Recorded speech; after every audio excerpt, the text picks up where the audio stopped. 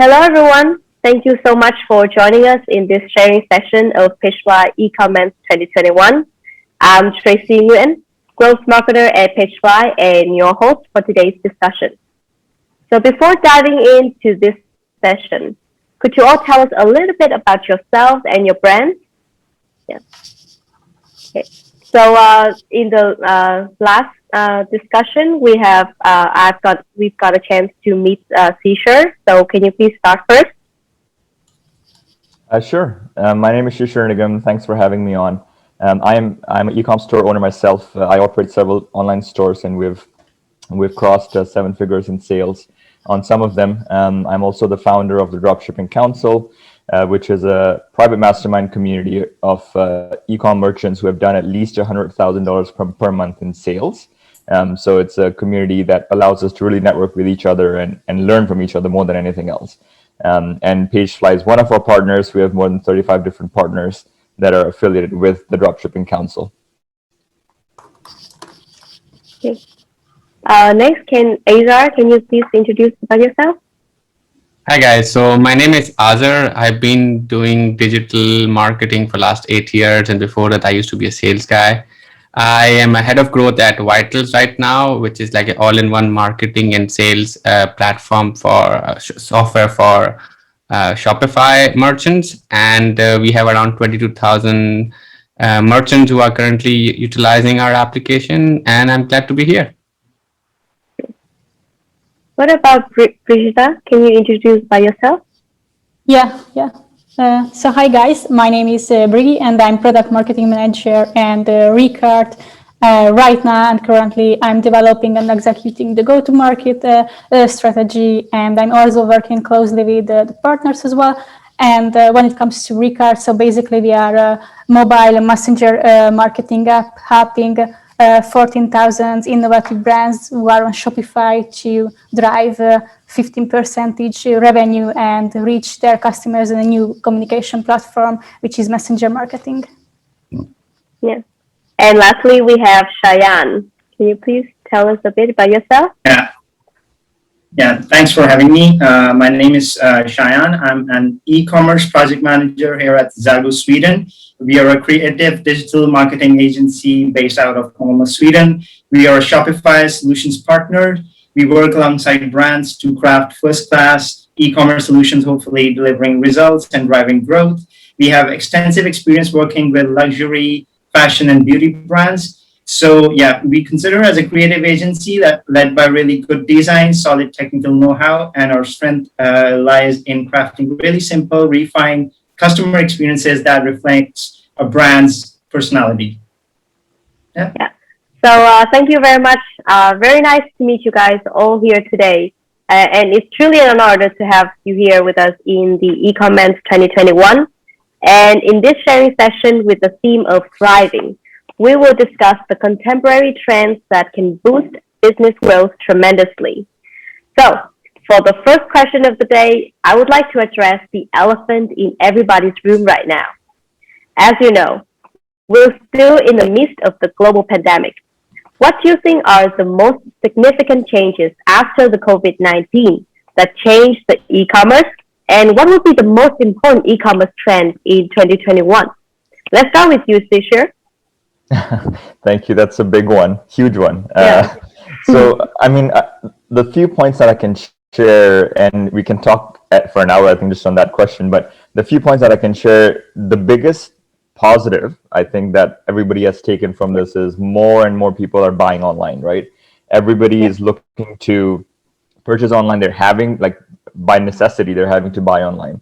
So more and more people have had the opportunity as a business owner to benefit from that growing traction. Like, I think e-commerce has taken maybe a 5-year leap because of because of COVID. Many people who were hesitant to buy online previously have now been forced to learn how to, and as a result, that market has suddenly expanded quite a bit. Now, the flip side of that is the increased competition, obviously. So I think that's one of the main challenges that comes with the opportunity here. There are way more e-commerce merchants that are in the same space as you. And so it becomes even more challenging to differentiate what you're doing. We were talking with one of the Shopify representatives yesterday at your panel, and her point was it's all about the differentiation and what are the next steps, the extra steps you can take that other people are not taking, right? That is the only way to differentiate yourself in the online e-commerce space. So that's the first big area. And the second big thing, which I feel will be really ultimately the main tool for people to differentiate themselves, is their customer lifetime value. That's the big, because we've seen, costs continuing to rise. And in the beginning of COVID, suddenly costs had fallen off, but now again, they're rising very rapidly in terms of ad costs on Facebook and things like that. And really the only thing in your control is your own customers' average order value and lifetime value. So the folks who are able to spend more to acquire that customer are the ones who win at the end of the day. So I would say those are my 2 big points. Yeah, that's great to hear. What about Cheyenne? Do you have anything to share about the whole scene of COVID-19 and e-commerce in general?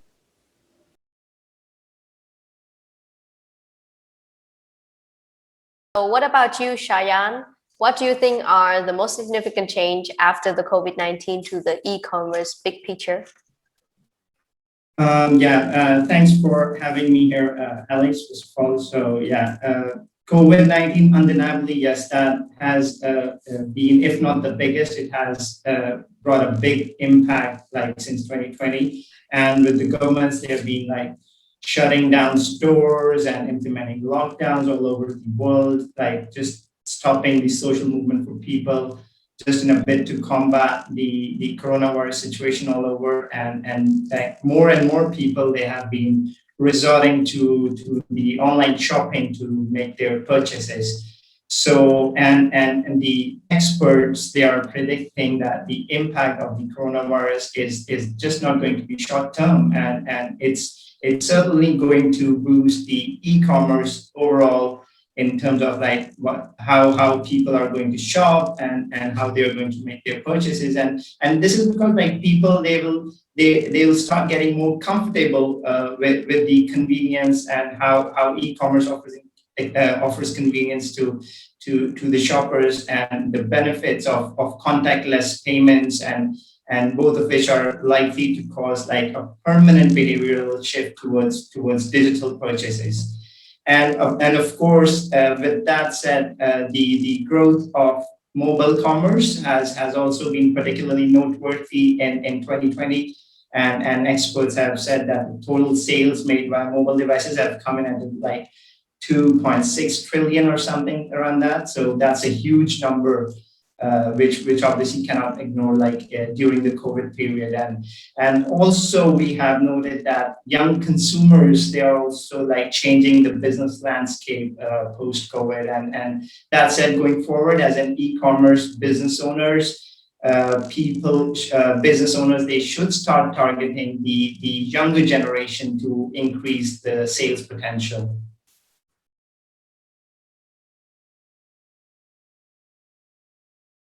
And what about Brigitta?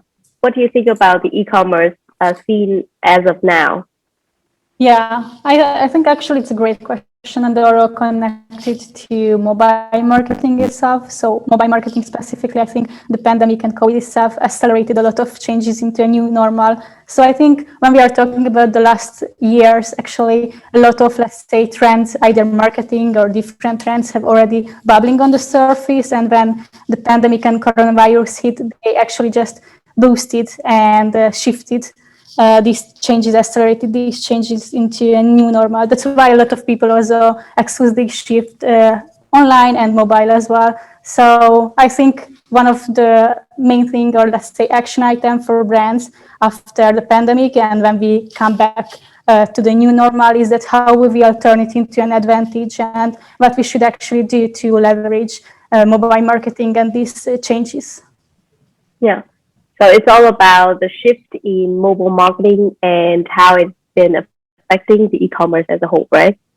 Yeah. I would definitely bet that this year and the next year will be more about the personalization and the conversational experiences, the conversational commerce. I know that these are a little bit like buzzwords right now, but still we are going towards it.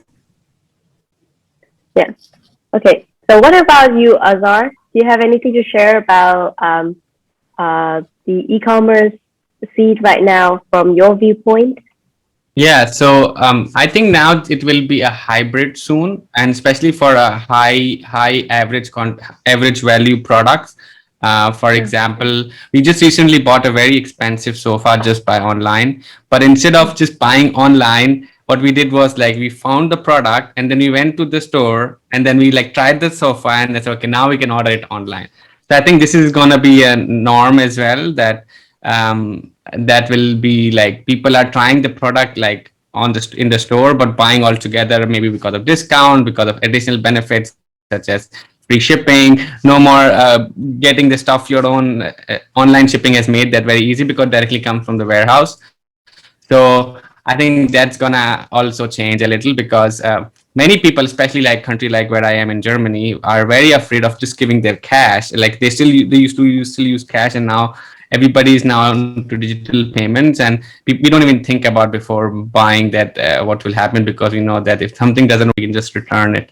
So that's gonna change according to me, because I see this hybrid experience going to change.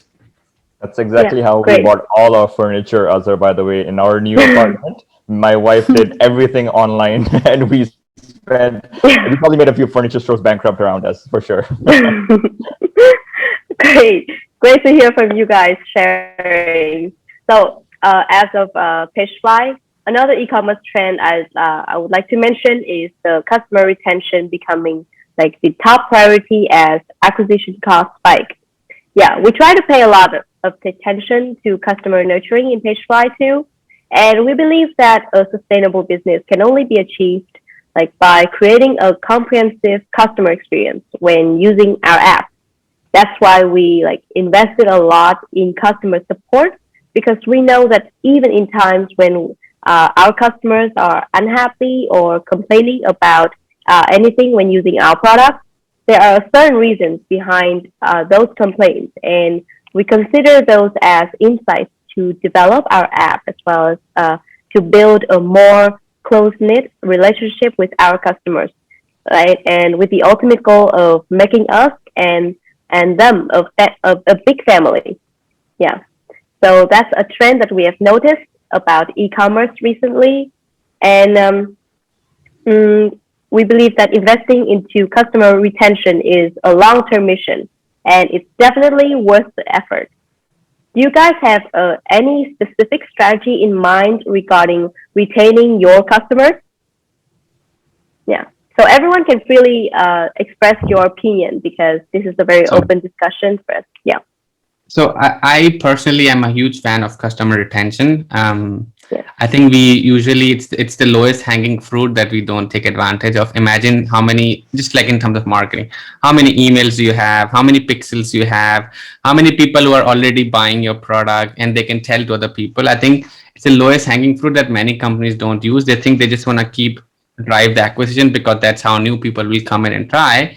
But the experience after post purchase is not amazing. And with some really good direct to consumer brands are driving really good community management ambassador management. And I think this, I think in terms of marketing is that, like, you know, the customers who are right now can actually push the concentric circle outward, means that you tell about your great experience to your friends who will eventually buy. So right now we consider ourselves like these people who are actually, okay, this guy came, he bought it, and that's it. And then I don't have anything to do with this specific customer. Whereas if we start thinking, okay, this is the customer, and if he has a good experience, he will tell other people.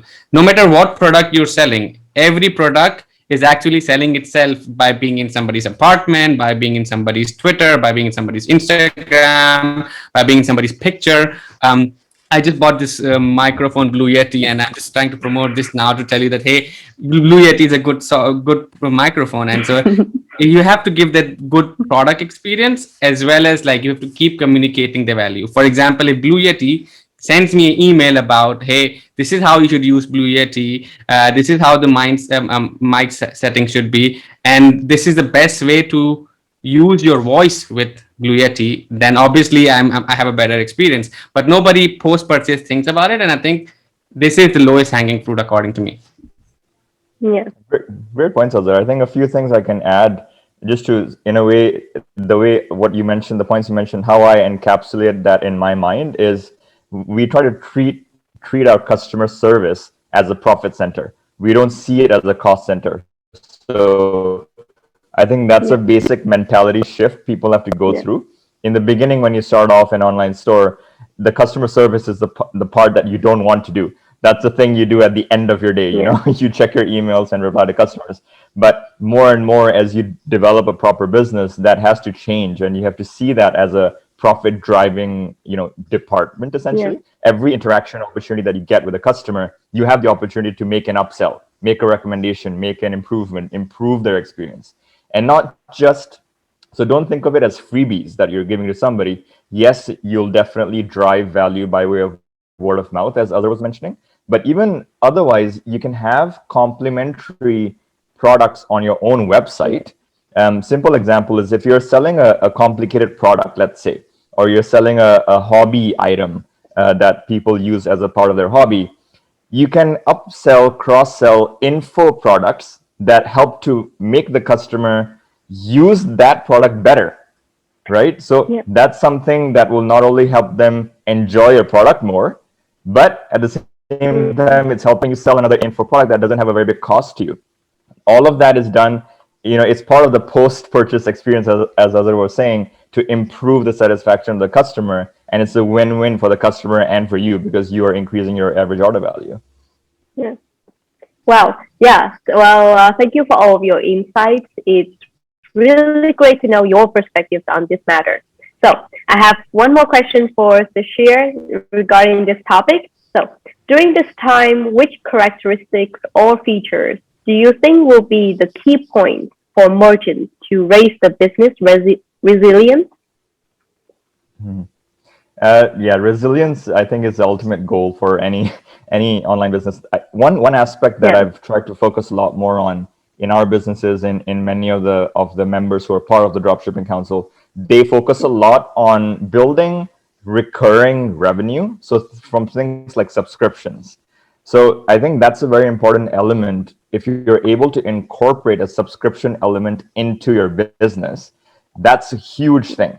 You know, yes, you acquire a new customer, but if you acquire a new subscription, that's multiples, you know, in value compared to just a one-time customer. So, you know, almost challenge yourself to think of how your product or service can be turned into a subscription of some sort, right? If you are selling, I don't know, if you're selling toothbrushes, then hey, you can sell refills for the toothpaste, or maybe the heads. The heads of the toothbrush can be a subscription-based model. So think of the elements which are consumables, and focus on those elements to make a subscription model. Now the challenge, of course, is in any of the subscription models, the customer service becomes even more important. You can forget about getting a customer to subscribe if they're not happy with their first purchase, right? So that's a long-term goal that everybody should have. You know, if you're running an online store, how do you develop that recurring revenue so that your very first marketing cost to acquire the customer goes a long way, because every subscription payment the person makes is pure profit for you. Your sunk cost is a marketing cost. Everything else is pure profit from there on. Yeah, you're absolutely right. We have developed ourselves a course on Shopify about subscription model, and we understand that merchants have encountered a lot of difficulties when switching or starting a subscription business model. So yeah, I totally get what you're trying to say. So on a bigger scale, another question. As businesses are moving to online spaces more, and many people have come to different e-commerce platforms such as Shopify, meaning the competitiveness will rise accordingly, right? So in your opinion, would be the top important things a business should focus on to like stand out of the crowd? What do you think, Brishta? What do you think about this? Yeah, this is a super relevant question as well. So I think when it comes to the competitiveness, I think we should also think about the new channels that we can have in mind. Because we already talked about that mobile e-commerce will also shape the future of retail, also the personalization. So let's say the traditional channels won't build relationships anymore. So if I would have a brand, I would definitely think about the other channels that I'm not ready there, and where I can compete. So I really don't want to, let's say, give right now a product pitch about Recart, but one of our main reasons why a lot of brands choose us, because we have just simply better open rates, because our messages won't land into a promotion folder. And these are also small, let's say, things that a lot of brands can actually achieve it. And besides the different channels, I think after the pandemic, brands also need to reconsider their marketing strategies. So meaning we get used to one-click payments and contactless options, but this will also mean that the functional benefits that right now we, let's say, emphasizing in our messages and the convenience of e-commerce won't be enough for the today customers, because you are getting used to it that, okay, I'm going to shop online, and if the speed is very low and I have to wait for, let's say, 5 seconds, I will immediately leave the store. So I think these are also those things that as a brand you have to be definitely pay attention. So also you can also should change the channels, the strategy, and how you differentiate your brand, because if you just simply, let's say, rely on the convenience of e-commerce, it won't give you a competitive advantage in the next 2 years, especially because big brands also come into this area. So it's hard to combat and fight with it. And also you don't want right now at this time, and you are just still a 7 or 6 or 9 figure business. But when it comes to paid advertising, you are already spending money on the same audience. Yeah, Brigitte doesn't want to promote Recart, but I can do it for her. So I use Recart on my stores. Okay, and again, the main reason why I'm just re-highlighting that point is the main way to differentiate yourself. Like you said, Shopify is super accessible. There's no barriers to entry to open a Shopify store. Hence, anybody and everybody can open it. Where the barrier to entry is in those owned channels, as we call them, the email marketing, as Azhar was mentioning, the messenger marketing, the text marketing, the web push marketing, all of those lists that you own, those are your real assets in the business. And those are the ones that are challenging to develop for a newcomer. So that's where you really set yourself apart. And that's where Recart comes in pretty handy, because it allows you to develop multiple of those lists at the same time through kind of one subscription area.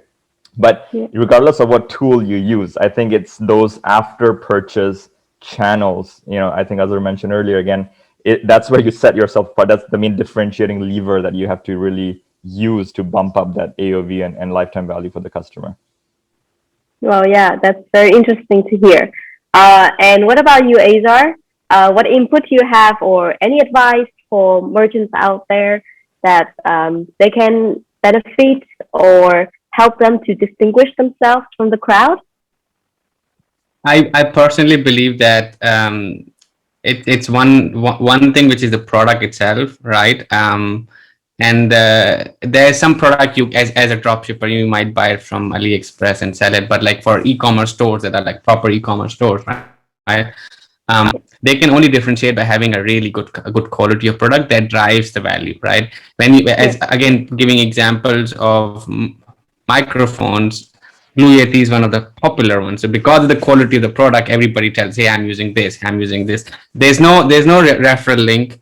There is no messenger marketing to it. There's no email marketing. Just the product's so good that it has such a good word of mouth. So I think first of all you need to make a good product, and let's just assume that you have a good product. And so how do you create the differentiation? And I call it moat, which is like a monopoly of your own product. Which is, I believe that you have to have these values in your company and your product that has to be differentiated. So for example, I know this one of the direct to consumer brand is called Farm Nutrition, right? And so it's basically plant-based proteins. And so their values are like transparency. Their values are like, okay, vegan proteins first. And eventually, I think what separates you is like what your brand stands for and how much in that category the mind space you have. Because you can tomorrow maybe Gmail has the spam filter on you and you can't send all the emails. Maybe text messaging is not coming in, and like all the telecom provider blocks your email because there's so much spam out there, right? But the one thing that people can't take away is your brand and brand values and how much top of the mind you're at. And so me personally, regardless of e-commerce or not, I'm trying to build a brand that can people remember. And that's what I'm investing in the community, investing in the people, investing in like values of the company that can eventually people say, oh, you know what?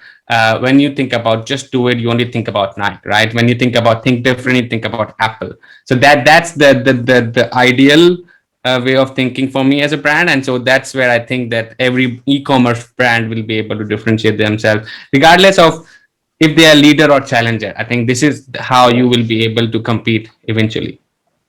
Yeah, I agree. Like in this very big competition where there's a lot of fish, we surely have to identify ourselves throughout the activities that we do branding and how we position themselves in the market. That's how we actually can stand out and set ourselves a name in this game. Yeah. So yeah. Talking about branding, there's another point I want to stress on is the customer experience can be a very competitive edge as well. And it's not just limited to customer support. You know, like at PageFly, we found out that we can also distinguish ourselves when we become more customer-centered in everything. For example, with our content marketing, we tend to prioritize for value-driven and more practical content so that the prospective customers can get value from PageFly, even though they're not PageFly user yet. Similar ideas are also applied to email marketing and community building, where we make sure that our audience know that they are heard wherever they are and whenever they need. And I think that we can move on to another part that's very much anticipated by the merchants watching the show today. So let's give them some great insights from our guests.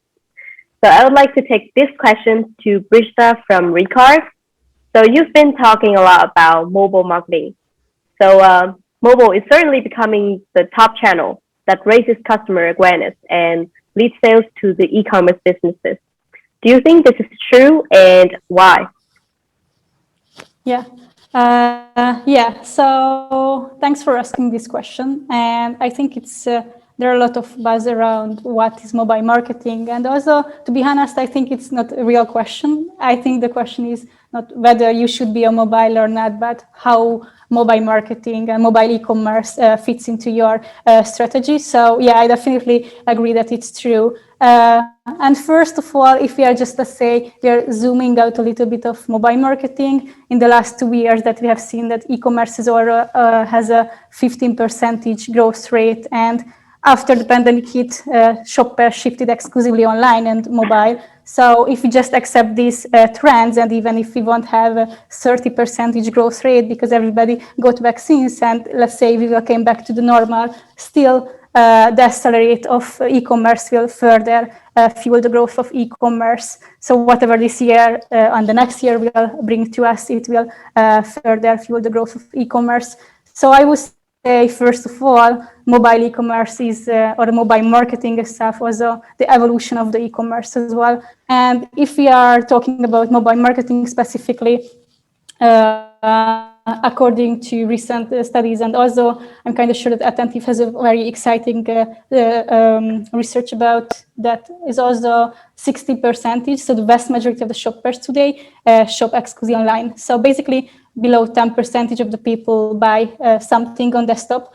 So if there's no sign of mobile e-commerce, then what is it? And even if you're just talking about generally the customer journey, you might not buy something from your mobile, but your journey starts there because maybe you are on, let's say, a metro or just driving or something, and you are scrolling and you are checking the brands out there, and maybe you are just simply interested. So you are not on the stage of, yeah, okay, I'm going to buy something from you guys, but later you will remember these brands and you will send another ad and the other, let's say, email communication, or maybe you also sign up for them. So, and then you buy it. And that's exactly when also mobile marketing or mobile itself also came into this topic, because if your journey already starts there, then you as an e-commerce merchant, you should definitely have mobile marketing in your pocket in any other way. And also the number of mobile users are growing. We also spend more time on it.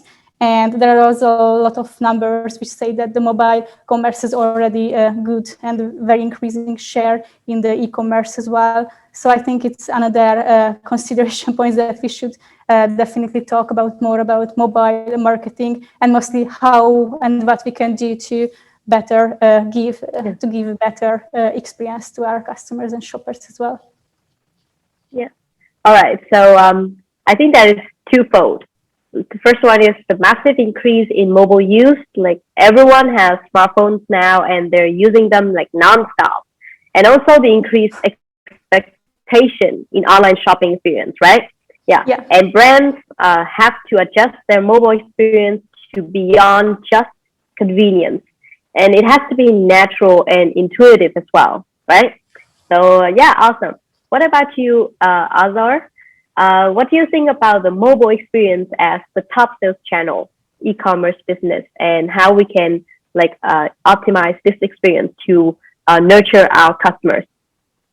I believe that recently there has been Core Web Vitals instruction released by Google, where you can see page speed as well as the user experience really matters. And I think eventually what will happen is that there'll be like a progressive web app kind of a thing on mobile as well. And eventually, there will be no app, and you will just use the browser to buy stuff immediately, and you don't even have to download an application. You can just do it through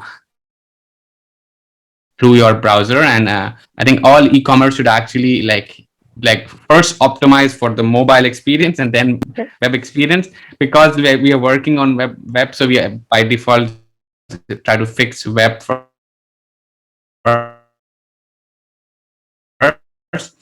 But companies on mobile are actually already winning. And we just yesterday we released a video on like how if the page speed is low, how much business a big company is going to lose. And we found out that there's like, so Gymshark is around 175 million revenue a year, and like if their page speed is let's say it's 2%, 2 seconds, 4 seconds, and 6 seconds. Every 2 seconds, if their page speed is bad, they're losing at least like 2 or 3 million out of annually if they are not having better conversion rates because of page speed. So I think it's really important to think about not just page speed but the user experience. And one more thing, since you were talking about customer experience, one thing is really important that really will differentiate good e-commerce marketer versus average e-commerce marketer. I say average versus great actually, and is that the empathy part. And so I think when you're creating the customer journey, if you're already thinking about your customers in mind, and you're creating your email marketing based on that, you're creating the whole journey based on that, you're creating like, okay, everything at every touch point, like what the experience will be, and you've already thought about it. those are the people are actually going to get ahead because they have actually thought about it, which is a very hard thing, because as soon as you set up a store, what you want to do is you want to sell. You don't want to think about Yeah. customer journeys, right? So that's what I feel like, where big and good e-commerce store, and that will help in the customer journey as well. That's amazing. What do you think, Shishir? What do you think Yeah, no, about the whole mobile experience and user experience in general? no, great points, Azhar and Briggy. I completely agree. I don't think there's much to disagree with in any of that. Yeah. Without a doubt, 95% of your traffic is going to come from mobile. Doesn't matter where you're running your ads. So it's not like it's in your control anyway. You will have to adapt to it whether you like it or not. So as Azhar said, you almost have to design your web pages first for a mobile and then for a desktop. Desktop is maybe 10, 15, 25% of your traffic at the most. So really all your web experience has to be optimized for somebody looking at it on a mobile screen, not on a desktop. Desktop is a second priority.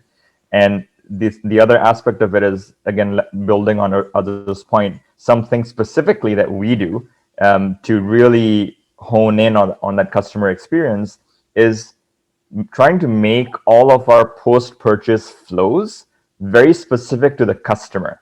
So in softwares like Klaviyo, and I'm sure even other email marketing softwares, you can always cater individual flows based on what the customer has bought, right? So we have individual flows based on the item that they've purchased and what the sequence should be after that related to that particular product. So then you're really talking to the customer as opposed to sending them, generic abandoned cart emails or generic emails about content and things like that. You can send them a lot more tailored email flows and content that's relevant to them. So that's all part of the customer experience. The customer feels like you know them, right? They've given you the data, right? They've given you the knowledge that they've bought a certain product line. So why shouldn't you be using it, right? Use that knowledge to create much more specific and relevant information for them.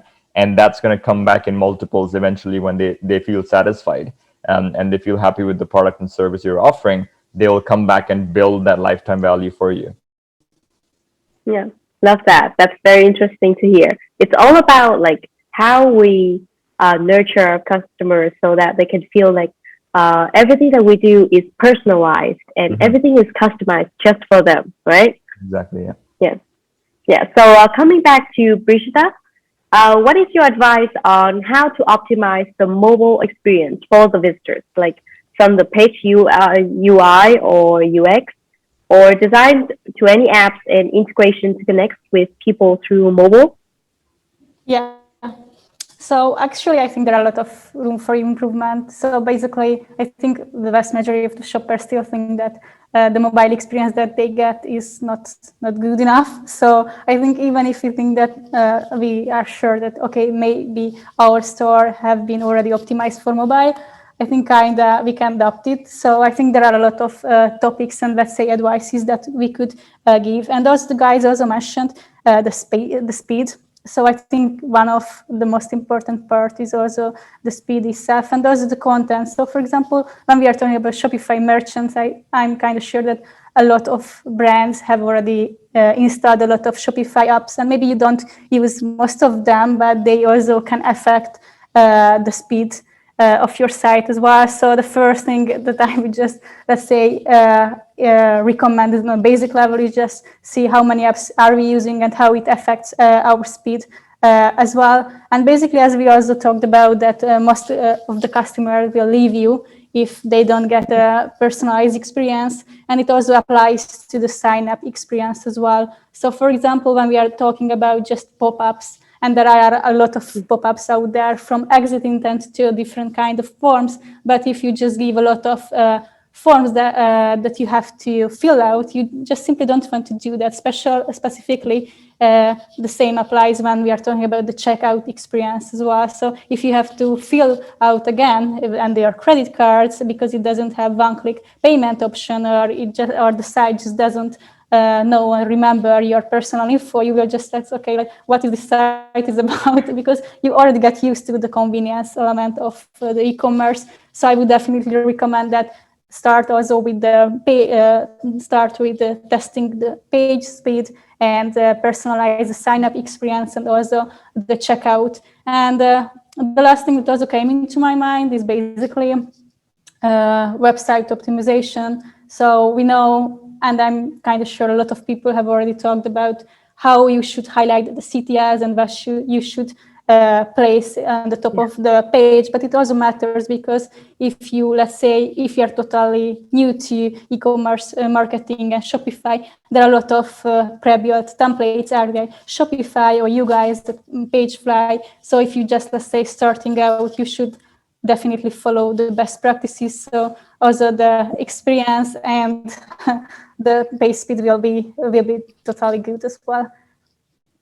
Yeah, that's very informative. Thank you so much for your sharing. Like even here at PageFly, like right from the beginning, we are fully aware of the massive traffic coming from mobile. So during the development process of our app, like we always keep in mind the mobile responsiveness, how we can optimize it so that when the merchants use our app, they don't have to worry about mobile responsiveness, but and then they can have a more seamless page building experience across different devices and especially mobile. So that is what PageFly has always aiming at and try to like finesse it along the way of developing our app. Yeah. So after optimizing our mobile experience, I find that a lot of merchants have difficulties in retaining their customers. Yeah. I would like to ask Azer from Vitals about advertising specifically. Yeah. So many people have find ads are annoying, and with the stricter policies from many platforms, it'll be even more harder to run a successful ad campaign. Do you think that people should keep spending money on running ad campaigns? Well, definitely. That's the that's the like highest performance channel for e-commerce marketers. But what I think is that at least for the top of the funnel, what you need to include is some kind of entertainment and education together. So what I mean is that imagine like everybody saying, hey, this is my product, buy this product, click here, buy the product. So like everybody's trying to sell, right? And if you come across and say, okay, I'm not going to just sell, I'm going to actually entertain people with my product. And there's a good example by Ryan Reynolds by Virgin Aviation, something like that. And Aviation Gin. And when you see his ad, you want to watch them more, right? And when you see Dollar Shave Clubs, okay, that's like 9 years old, but like you still want to watch them again and again and again because Yeah, you're that's like so actually very nice educating ad. people, right?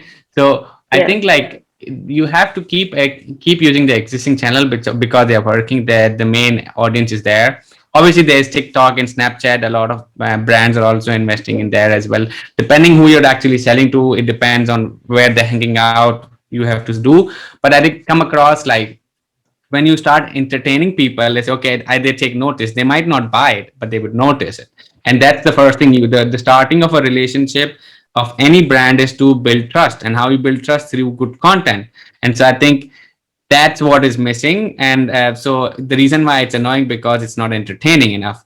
I personally, when I'm just watching YouTube and I see ads and I want to watch it, I'm like, okay, let me see what this guy is actually trying to sell to me. And in the first second you said like, oh wait, you're going to miss out if I don't tell you what I'm going to tell you right now. And so these gurus are trying to sell me something, right? And so, but still it's kind of entertaining how they want to do it. There's this really good marketer. His name is Billy Jeans. He's really good video marketer. I don't know if you know him. And what he does is he recreates his entire video in like already existing movie system. So for example, he did the Wolf of the Wall Street one, and then he just recreated the entire scene through his ad, and then he said, and he somehow the other connected to his brand. And so I remember that ad so much that I started, okay, you know what, this guy actually is great. I'm actually gonna buy it. I didn't buy it, but like I've already promoted him so much, maybe got more customers out of it. But that's the kind of brand power that you need to have. So people find it annoying because our ads are not fun enough. And I have personally, and then there's another thing, which is relevance, right? If it's fun, like Billie Jean's ad was fun and I remember it, but when I have a need, then I'm going to go back to him. Right now, because of this iOS tracking conversion and this update that's happening, and then you cannot find out who actually bought your product. I think that's already that is pushing us to go towards more storytelling, entertainment, how it used to be, right? Better copy, better idea, better ad, better ad. You remember? I still remember like all the do ads that I used to watch through on TV. I still remember that Marlboro ad, the way they used to tell me, "Oh, you're going to go towards mountains," and so. I just think like we have to go back towards those entertainment, and I think because we have so cheap tools, they're so easy to use tool in our hands, we stop thinking about creativity. And so we have to be creative first. And I think brands that are going to be creative first are going to actually win. And that's my answer. It's not annoying. It's actually we doing a bad job. Yeah. I couldn't agree more with you. Like, I think ads you make like really needs to resonate with the audience in order like to convert them into a buying customers, and that requires you to know your audience and their pain points very well. And of course, ads is just a tool for us to reach out to more visitors or the larger audience. But the important thing is that our copy, our content that we deliver, how it presents our brands and how it connects with the audience that we are hope to reach out to. So that's the important thing about ads. Does anyone have anything to share about ads running activity in your own business or your own company? What I can add, I mean, Azhar, I completely agree with you. I think it's all about grabbing that attention, right? So either you do it by way of entertainment, as Azhar was mentioning, or you do it by providing value, or you do it in some way by building trust. So a lot of the focus these days is on user-generated content, right? So getting UGC and using them in your advertisements. So that's one of the main ways people are refocusing their ads to build trust. So Facebook is favoring UGC, Instagram is favoring UGC. That's the kind of advertisements which is getting a good response from customers, more so than, hey, buy this, buy this, buy this. Nobody likes to be sold to, but people like to hear other people's experience, right? And that's what UGC does. Everybody likes to hear a story. Everybody likes to hear what a product did in somebody else's life, right? So that's where I think a new focus can be, if you aren't already doing it, focus on gathering user-generated content from your customers. If there's not enough of those, get it made by, there are agencies out there who will create UGC for you, for your product, right? Send them your product and you'll get a review out of them. Use that content to build advertisements that you push onto Facebook and other platforms. So I think UGC is the main thing that I would add to all the good points that Azhar had already mentioned. Yeah, that's awesome. So what about Brishta? Yeah. I also agree with you guys. And just one thing that I would like to also add is basically when it comes to advertising and what we see as a success when it comes to the brands, and we already talked about a lot about differentiation, is some of the people are also not on the stage that they are ready to buy from you. And for example, we had a brand who actually sell diaper complementary products. So it's not a diaper, but a lot of mom just think about that. Okay, it's a diaper. Why do you need this? So basically, what the brand did exactly is they used and they built, let's say, educational sequences behind each ad. So they are not just saying that, okay, we are fun and we are creating an engaging content, but they are going to go deeper level. And it's also very persuasive, because if you just think about it, sometimes you just checked one ad, and even if it's something good and you can memorize it and you like it, it doesn't necessarily mean that you understand the benefit of the product or you are on the stage. So besides the ad level and how to create fun and engaging with those, that I totally agree that we should, and definitely from the B2B side as well, because it's also very competitive. But you should also think about that, how you can make your customers understood that what you really are and what is your brand and what is it about. And then another thing that's also a good idea is just simply make it or consider as a brand experience, not like an ad, because if you can bypass your values and your story, that's really something that you can engage with, especially when it comes to the Shopify entrepreneurs. They are either a female or a male one, or they are a couple and they have a common story that the people are really interested in. So if you can also make it and build into as a story, somehow you can also try to sell the product at the same time. That's also something that people can really like.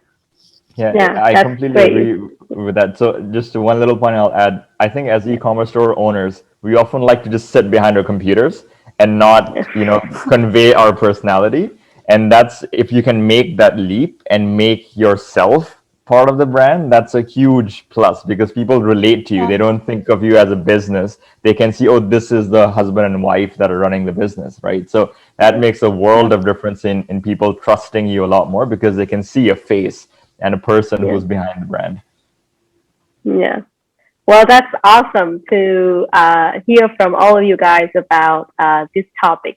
And thank you so much for your immensely valuable insights. And I'm sure those watching this have learned a lot from what you had to say. Okay, so to do a bit of recap, we have thoroughly discussed the emerging e-commerce trends of 2021, mobile optimization strategy, and of course, customer retention strategy.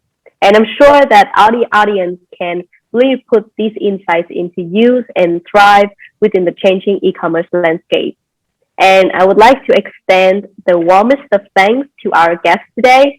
Thank you, Shishir from Dropshipping Council, Azar from Vitals, and Brista from Recart, and of course, Shayan from ZAGO, Sweden, for spending a lot of your precious time to make today's discussion an absolutely amazing one.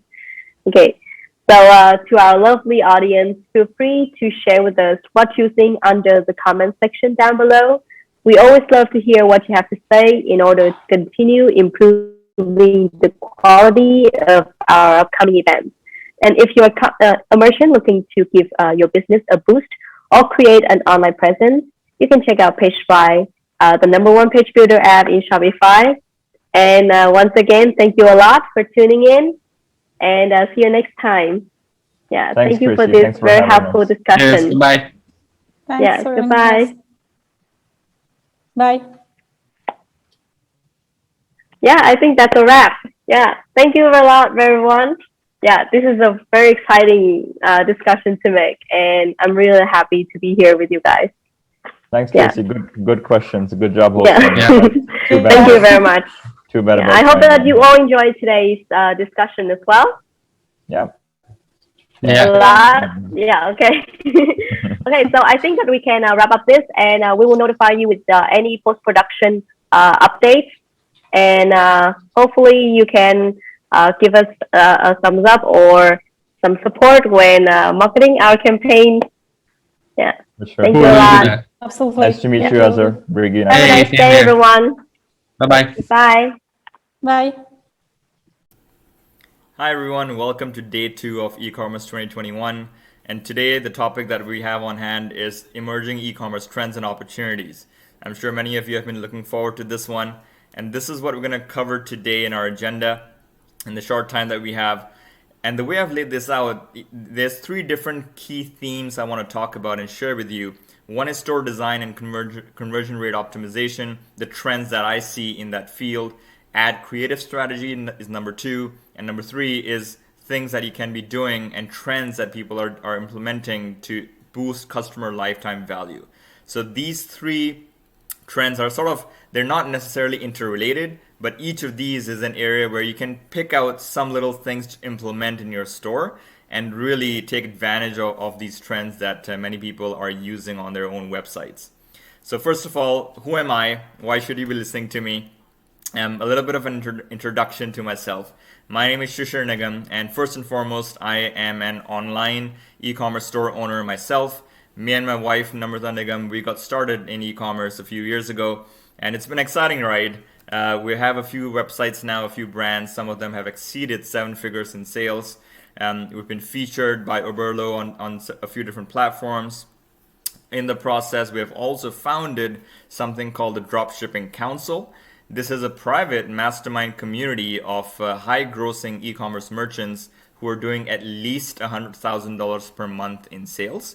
And it really offers them a private community to network with others like them, and also get access to exclusive masterclasses and take advantage of 35 different partnerships that we have affiliated with the Dropshipping Council.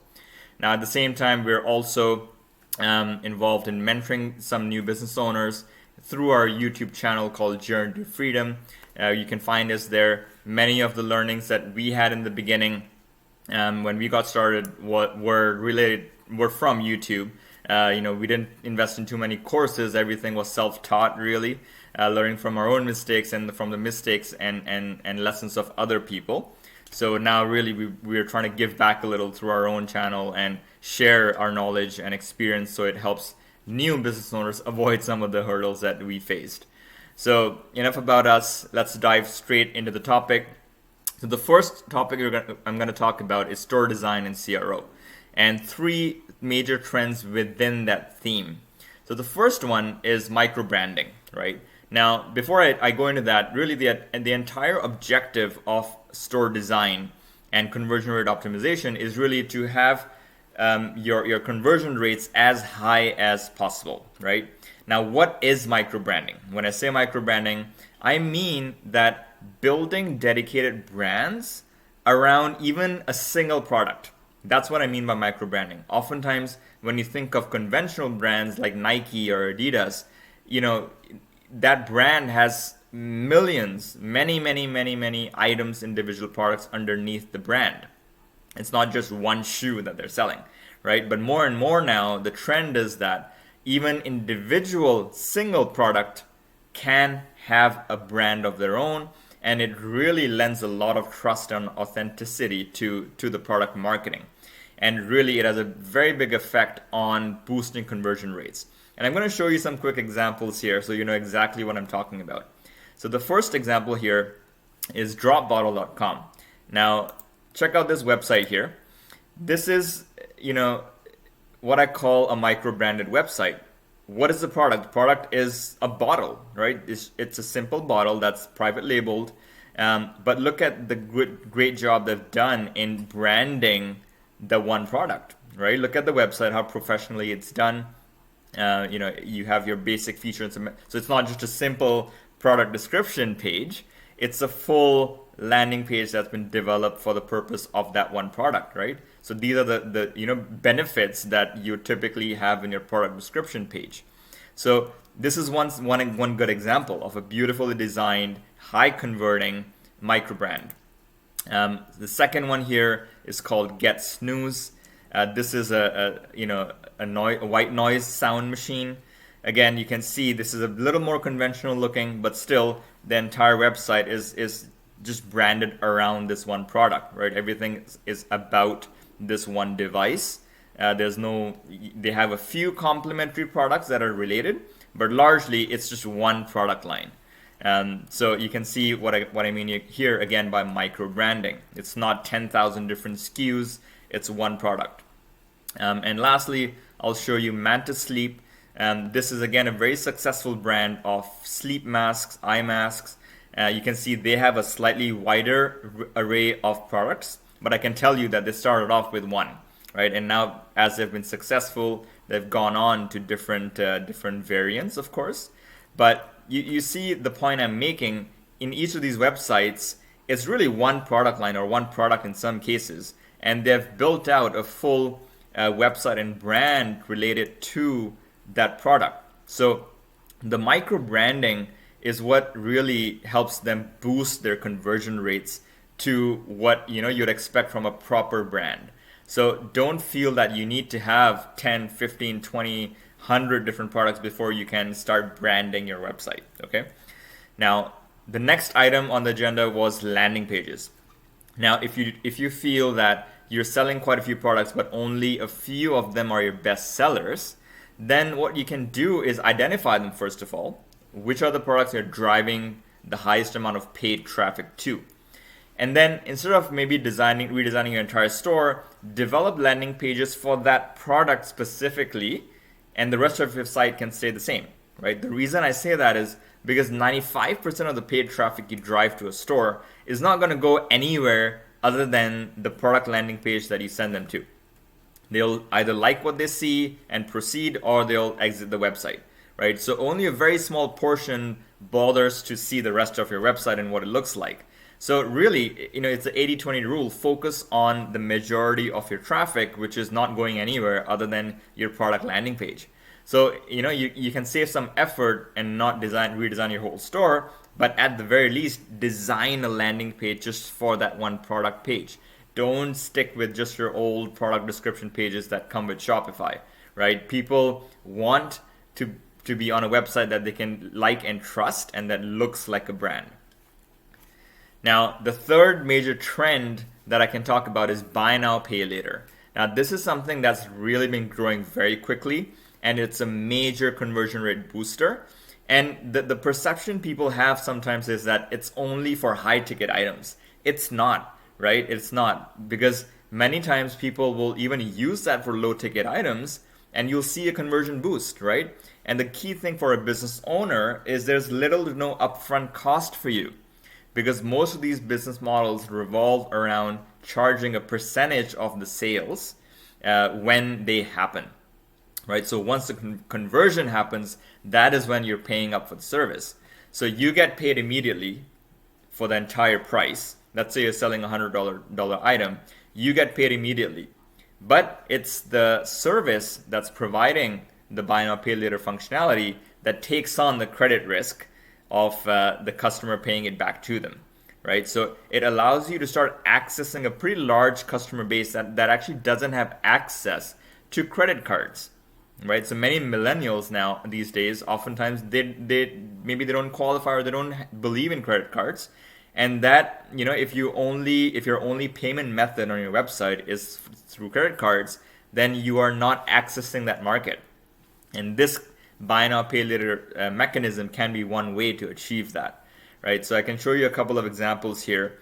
This particular website, you can see they use Sezzle, and what they do is, so if a customer uses that service, then instead of paying $105 up front, they can split that over 4 payments, interest-free payments, over a span of 6 weeks.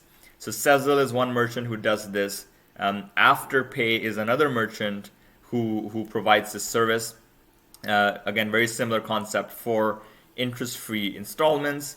As a business owner, the cash comes to you right away, so you get the entire $129.95, and the customer then is paying back Afterpay, not you, right? So you get the upfront amount, and for folks who may feel like $130 is a big ticket amount, they can now split that up into 4 payments, so it's more digestible.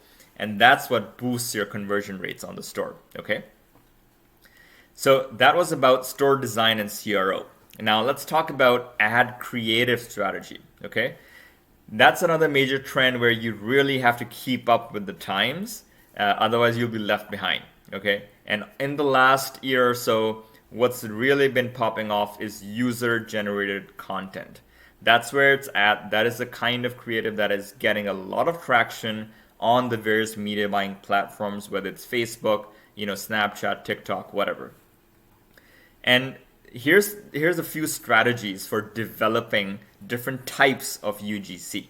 Now, how do you get UGC in the first place? You can either reach out to your own customers and incentivize them to send you video reviews of your product, or you can reach out to influencers, send them your product to film UGC, or you can hire somebody through Upwork or Fiverr to create that kind of content for you, and you can then use it in your advertisements. So in terms of the storylines and the different types of UGC ads, you can see a quick summary here.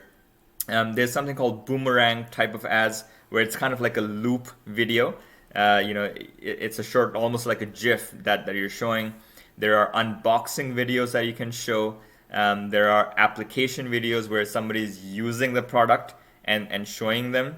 And then there's testimonials, where it's more like a review, essentially, of what's going on, and it's more a testimonial. The key common factor across all of them is that they're all in-your-face videos.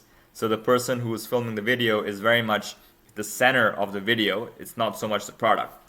That's what really classifies it as user-generated content. So oftentimes it's a mix of these 4 different types, of course, not just one type, but hopefully this gives you some ideas on how to implement it in your own businesses. Now there's one very good example that I'd like to show of a brand called Happy Skin, and this is a hair removal device. And I'll switch over and show you what this ad looks like so you can understand what I'm talking about and how you can try to frame some of your own ad creatives. So here we go.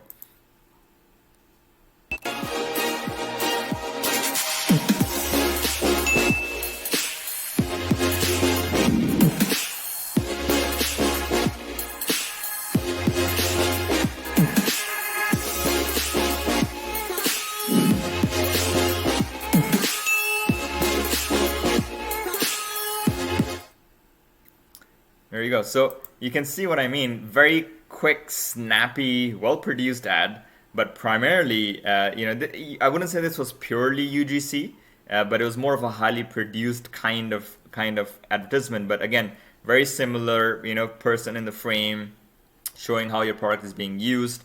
So you can achieve the same effect through a combination of different types of content that I showed on the previous slide. So hopefully that was helpful. Now, the next trend I'd like to talk about is omni-channel marketing, okay? So within ad creatives, more and more, as you start to develop a brand and you achieve a kind of scale where you have a few bestsellers on your website, think about branching out beyond just one particular media buying platform, okay? That's very important. Facebook ads should not be your only source of paid traffic. As tempting as that is, oftentimes we get so bogged down by trying to achieve success in Facebook ads, we forget about all the other marketing channels, right? That's what omni-channel marketing is all about, being present on different marketing channels, because your customer is on different marketing channels as well. They're not just on Facebook, right? So you have to carefully think about your customer profile and where they hang out. Right? If it's an older profile of customer, where do they usually spend their time? If it's a younger profile of customer, maybe it's TikTok, maybe it's Snapchat. So you have to understand your customer base and be where they are, okay? Now, so that's what I meant by exploring other ad platforms. I've listed a few here where you should, again, don't try to do everything at once. Take one and try to become good at it, right? Take Snapchat or take TikTok and really try to master being good at TikTok ads, for example. If you're doing Google shopping ads, learn that inside out, or hire somebody to do that for you. So really try to pursue that omni-channel presence, as I can call it, for your brand, because that's what will really, like for many customers, it's not the first impression that will get you the sale. It's maybe the second, third, fourth, fifth impression that will get you the eventual sale, right? So you have to think of it that way and really make sure you're utilizing all the different channels that are possible to get the word across to your customers.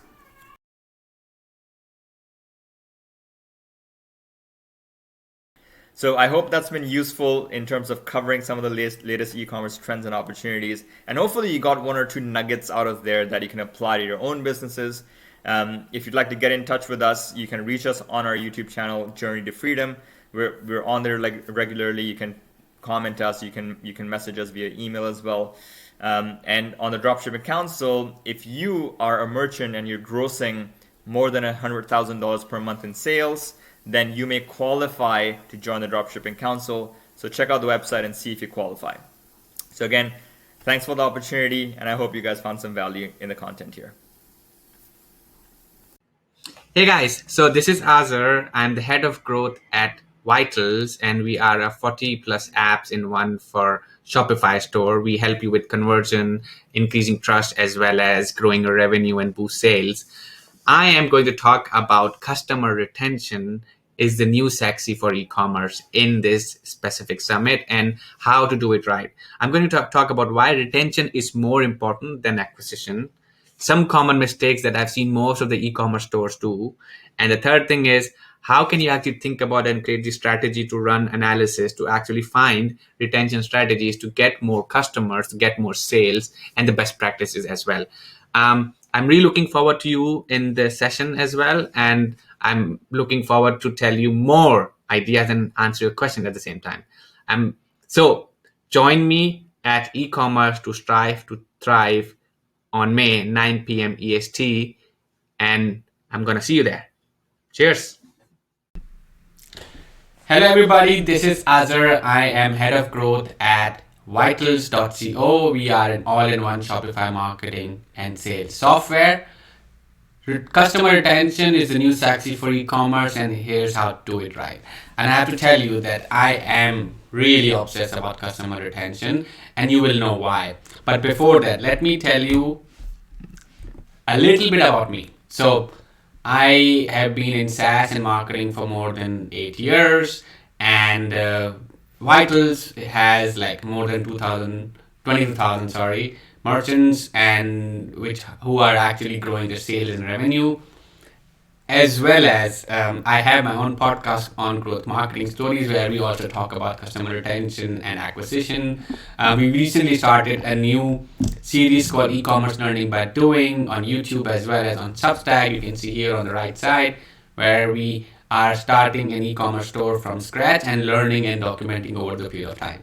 So hope this gives you a little bit about me. One personal note, I also am living in Germany, as well as I'm also I would say like a huge cycle fan during the summer. So we drive mountain biking during the whole summer in the Bavarian Alps. And that's something I love. So I thought you should get to know a little bit about me other than work. So let me give you some context that who is this presentation for, okay?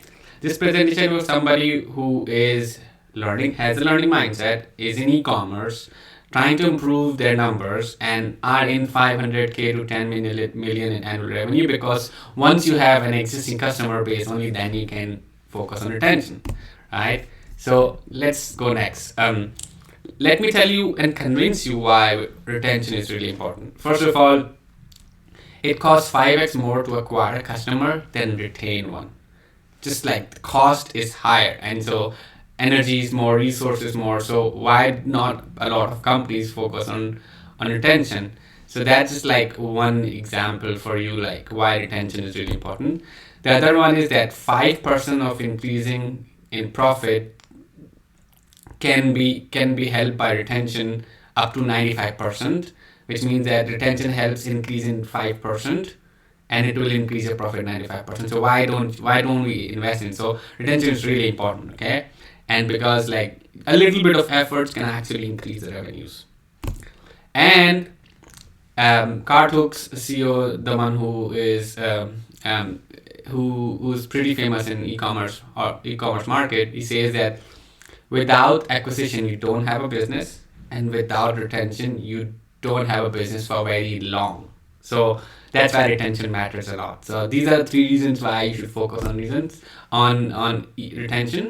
But let me tell you that in any industry, I try to look at like any industry, apparel, CBD, coffee, pet, any industry, I saw that any company that has focused on retention, on average, it has increased the average order value, the revenue per customer, and still a lot of companies don't focus on it. And so that's the biggest sadness and dilemma.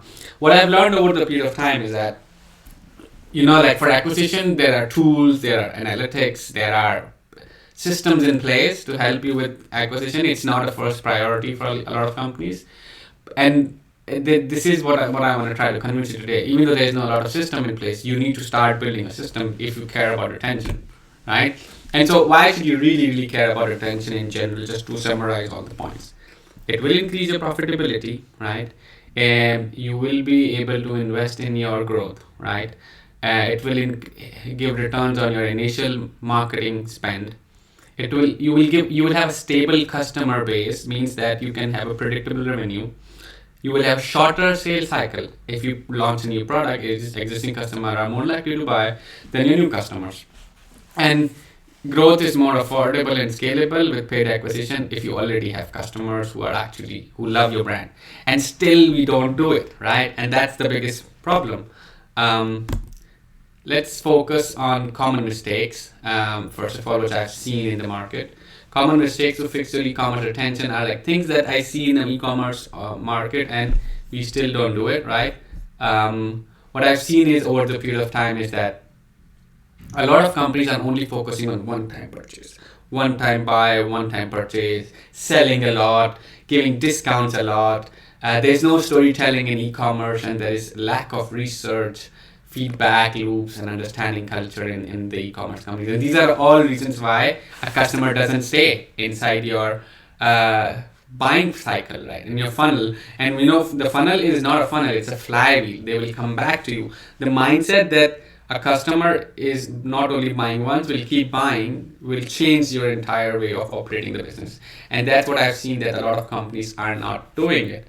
And this is the reason why this session is happening. So how can you actually do it? So there are two things. One thing will be strategy, give you ideas how to fix retention or find retention metrics that you want to improve. And the second thing is tactics that you can immediately apply if you have not done it, and start focusing on them, right? So how to measure retention? In order to measure retention, you need to focus first of all on differentiating between different kinds of customers, new customers, existing customers, loyal customers, and those loyal customers, I call it golden customers, and see the share of revenue and sales in general, like who is bringing more revenue, right? You need to see their order frequency. How much time do they buy? How long do they use it and then come back, right? Over the period of time, different kinds of customers. Based on the order frequency, you can see like which customers are buying a lot and why, and which customers are buying less and why, and then you can separate them, and so you can treat them differently. We are in the age of personalization. This is how you personalize things. You should also see marketing performance, the strategies that you run on acquisition or in retention, your coupons that you give, which of the coupons, for example, like if you have an affiliate program or an influencer marketing program, see which influencers are bringing more long-term average order value customers, increasing in than influencers who are just bringing one-time customers, and why. And so this is really important as well.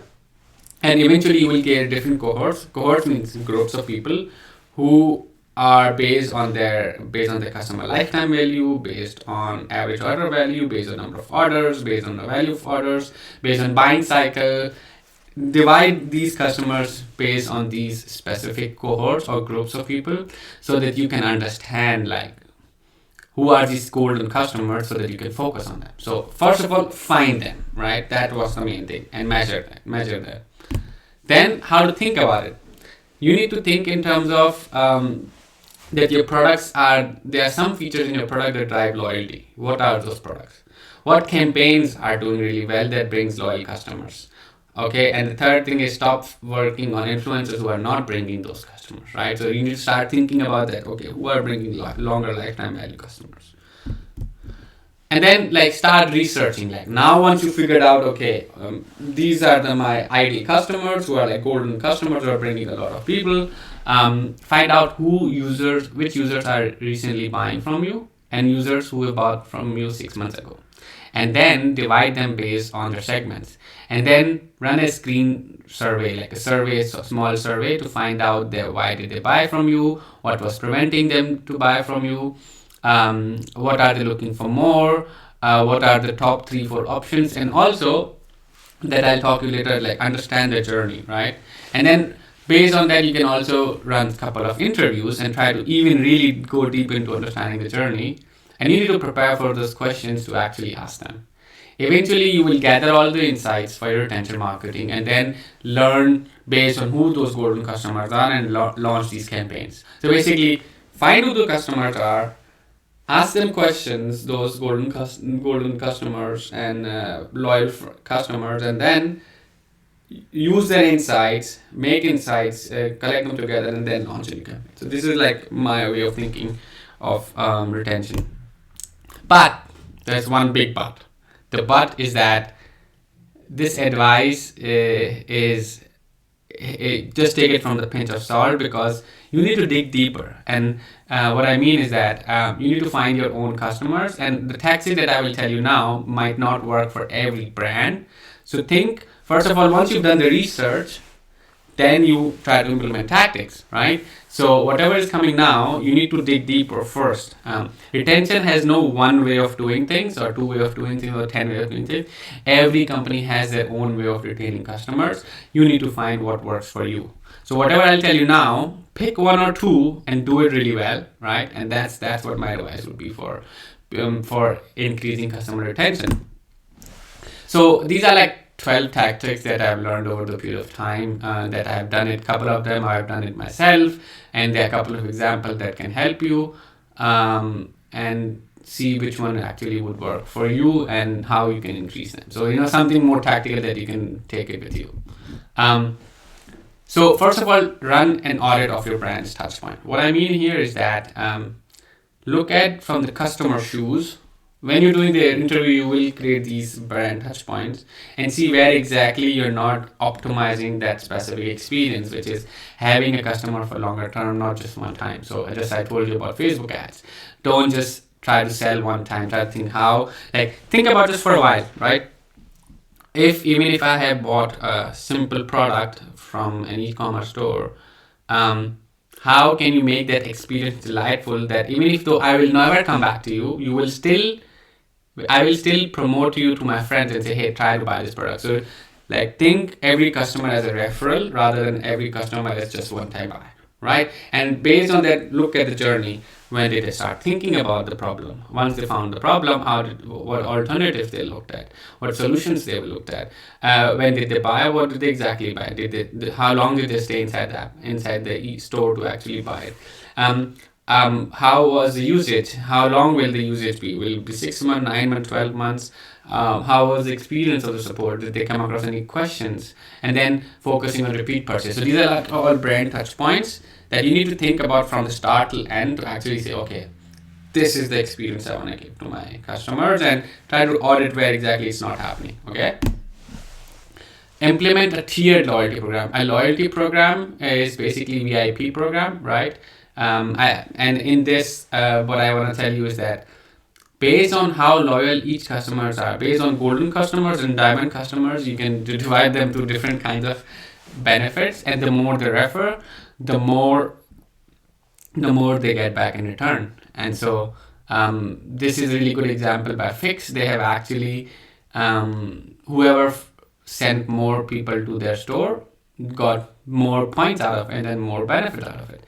Simple trick that gets you more customers, increases your average order value, increases your gross margin value. Why would you not do it, right? The third is simple adding a subscription. So Shopify predicts that by next year, 2023, a lot of customers will already be buying regularly, which means that every Shopify merchant which is in direct to consumer business will have a subscription business. Fast moving consumer goods are basically a subscription product, so why would you not introduce it, right? That way you have a consistent business coming in, money coming in, and you have a consistent way of rewarding your customers with discounts and better offers. So that's another thing.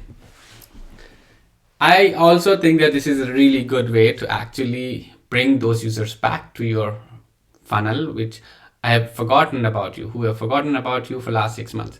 So think about it, running targeted ads for people whose product may have already, they bought the product from you, and then you know that after 6 months, they have to buy again, and then run the ads on them and then bring them back to buy the product. Very simple thing you can actually do to bring the customers back, and many people are not doing that. If you are a big brand, a big direct to consumer brand, then run a merchandising campaign. Why? Because companies like Recess are actually not just making money from their actual brand, but also through their merchandising, and that increases the virality, that increases the brand presence, that increases the eventually more customers. So why would you not do it? So Recess did a good job in this, and so I wanted to give their example. And now comes the most important part, which is okay, you have an existing database. how can you run post-purchase feedback flows, something that can keep bringing the customer back. Birthday emails are a simple example, but shipping updates email, new product launches, new content that will helps with your product. And the most important one after these are like predict when your customers will buy from you again. As I said, imagine you have a product that can only be used for 6 months and then they have to buy again, right? Predict that already and then try to run those cycle as well, and like try to bring them back. I think many e-commerce companies are not being able to do that. So that's something that I would recommend. Offer coupons for reviews. If you don't have a subscription, if you can't make a loyalty program, perhaps as soon as they leave a review, give them some kind of coupon so they get a discount and you get one more purchase, right? So very simple tactic that you can implement to get it. This is my favorite example, delighting customer with a direct mail letter. What Dollar Shave Club did was like somehow the customer's credit card was expired and they said, hey, your credit card has expired. Since we know your address, how about you updating your credit card and we will give you another next time a discount. And based on that, Dollar Shave Club was able to gain the actual address to keep shipping them the subscription packages. And they could have sent an email, they could have sent a text message, but no, they actually sent a direct mail to delight the customers, right? And so I know every D2C or many D2C companies are using direct mail, right? And using SMS, are using email, but like this is something that is like very unique, right? Starting a loyalty program, it's similar to VIP program, but this is like, okay, you get $20 off and bring somebody else and they get $20 off. Simple Uber strategy, works every time. And if you have a huge word of mouth, this is a good way to actually double it down. Create an affiliate or ambassador program. It's different than VIP program, which is, let's say you are focusing on people either make money from your brand. So Pella actually did that. They got too many people who were using their product, were a huge fan. They made a Instagram post about it. They got 1,400 more customers from it. They got 2,500 plus Instagram posts with it. And so why? Because they had this program where more people could make more money with them. And this was a user generated content at mass scale, so to get more customers out of it. Your customers are your best sellers. Use them. Yeah. Creating a community. This is my favorite example. I think if you create a community bigger than what you really are. So for example, think about this jacket company. I like this jacket and I use this jacket, but how about it's just not jacket? How about it's like protection? And then think about what can you do around protection, or what can you do around about looking good, and make a community around it. So similarly, this company that doing things network is actually has a very diverse community on and ambassadors of people are doing things outside, right? And so they celebrated these people, and this community is pretty active. Because of that, they were able to get 20% more Instagram mentions, and this doing things as a hashtag was really popular as well. So create a community. That would be my suggestion, and keep adding value through your content, through bringing more people, through telling more stories, through do more branding. But community is the new sexy for me, other than retention. So please do that. Upsell and cross sell. This is the last one. This is the lowest hanging fruit, even if you don't do this entire thing. But the entire thing of retention, and you can't figure out who are the right customers. But if you already know if one product is selling well, like with this product, and people are buying for 2 different products, how about upselling and cross-selling with buy one get one, buy X get Y offers, or increasing the spend goal offers. Like, okay, the more they buy, the more bigger discount they get. Just like being in there to increasing your average order value. So this is what I would suggest you to do. Like, and this is again by Dollar Shave Club, and they showed like an upsell cross-sell offer that was working really well for them. So I hope you found some tactics and strategies together working well, and you get at least 1 or 2 things out of it. My main suggestion is to think of your brand as a referral. Think of your e-commerce store as a referral tool rather than a selling tool just for one time. And that's one key information if you should take out from it. Other than that, these are tools you can see. that can help you increase retention. There are a lot of tools outside. You can Google them to what can help you. But basically, these tools are going to help you with the analytics of it, and then you can find who are the right customer and then double down on selling them. One thing I can tell you, Vitals can help you with upsell and cross-sell with gamification in it. So you can try use it. If you have any questions, feel free to reach out to me at azar@vitals.co. And I'm happy to answer any questions you have. And that's about it. Thank you so much for listening to me, and have rest of the nice evening, morning, wherever you are, and keep learning. Cheers. Bye bye. Hey guys, I'm Shayan. I'm an e-commerce project manager at ZAGO Sweden. I am super excited to be a part of eCommence 2021 event coming up. It features a great lineup of speakers from the e-commerce industry. I'll be personally talking to you guys about headless commerce, which is a new way of building online stores. It's becoming increasingly popular, and during my talk, I'll be covering some key points like what is headless commerce. We'll talk about if your business really needs to adapt to this approach. And lastly, I'll be sharing some exciting headless store examples with you guys to go and experience yourself. So guys, do join me at eCommence. To survive is to thrive on May 19th, 9 p.m. Eastern Time. Catch you all there.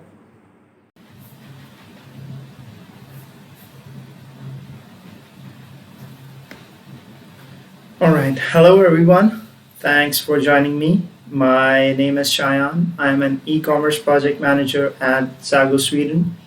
We are a full-service digital agency based out of Malmö, Sweden. We have over 8 years of experience in designing and building e-commerce stores. We often collaborate with brands to craft bespoke e-commerce solutions, delivering them results and driving growth. We have extensive experience working with clothing, fashion, and jewelry brands. We also have clients in sports and recreation space, as well as in the food and beverage industry. We are accredited Shopify Solutions partner since 2014 and have completed over 2,000 projects since then. We are a team of 27 people who are experts in their own line of field. We are considered as a creative agency led by really good design, solid technical know-how, and our strength lies in crafting really simple, refined customer experiences that reflect a brand's DNA and personality. All right, so today I am here to talk to you about headless commerce. I'll be focusing on 3 important points. First of all, I'll talk about what is headless commerce. Second, we'll look at how it works. And third, we'll see if you really need to adopt this approach. All right, so let's get started. So starting off with what is headless commerce. So let's discover what really stands behind this buzzword.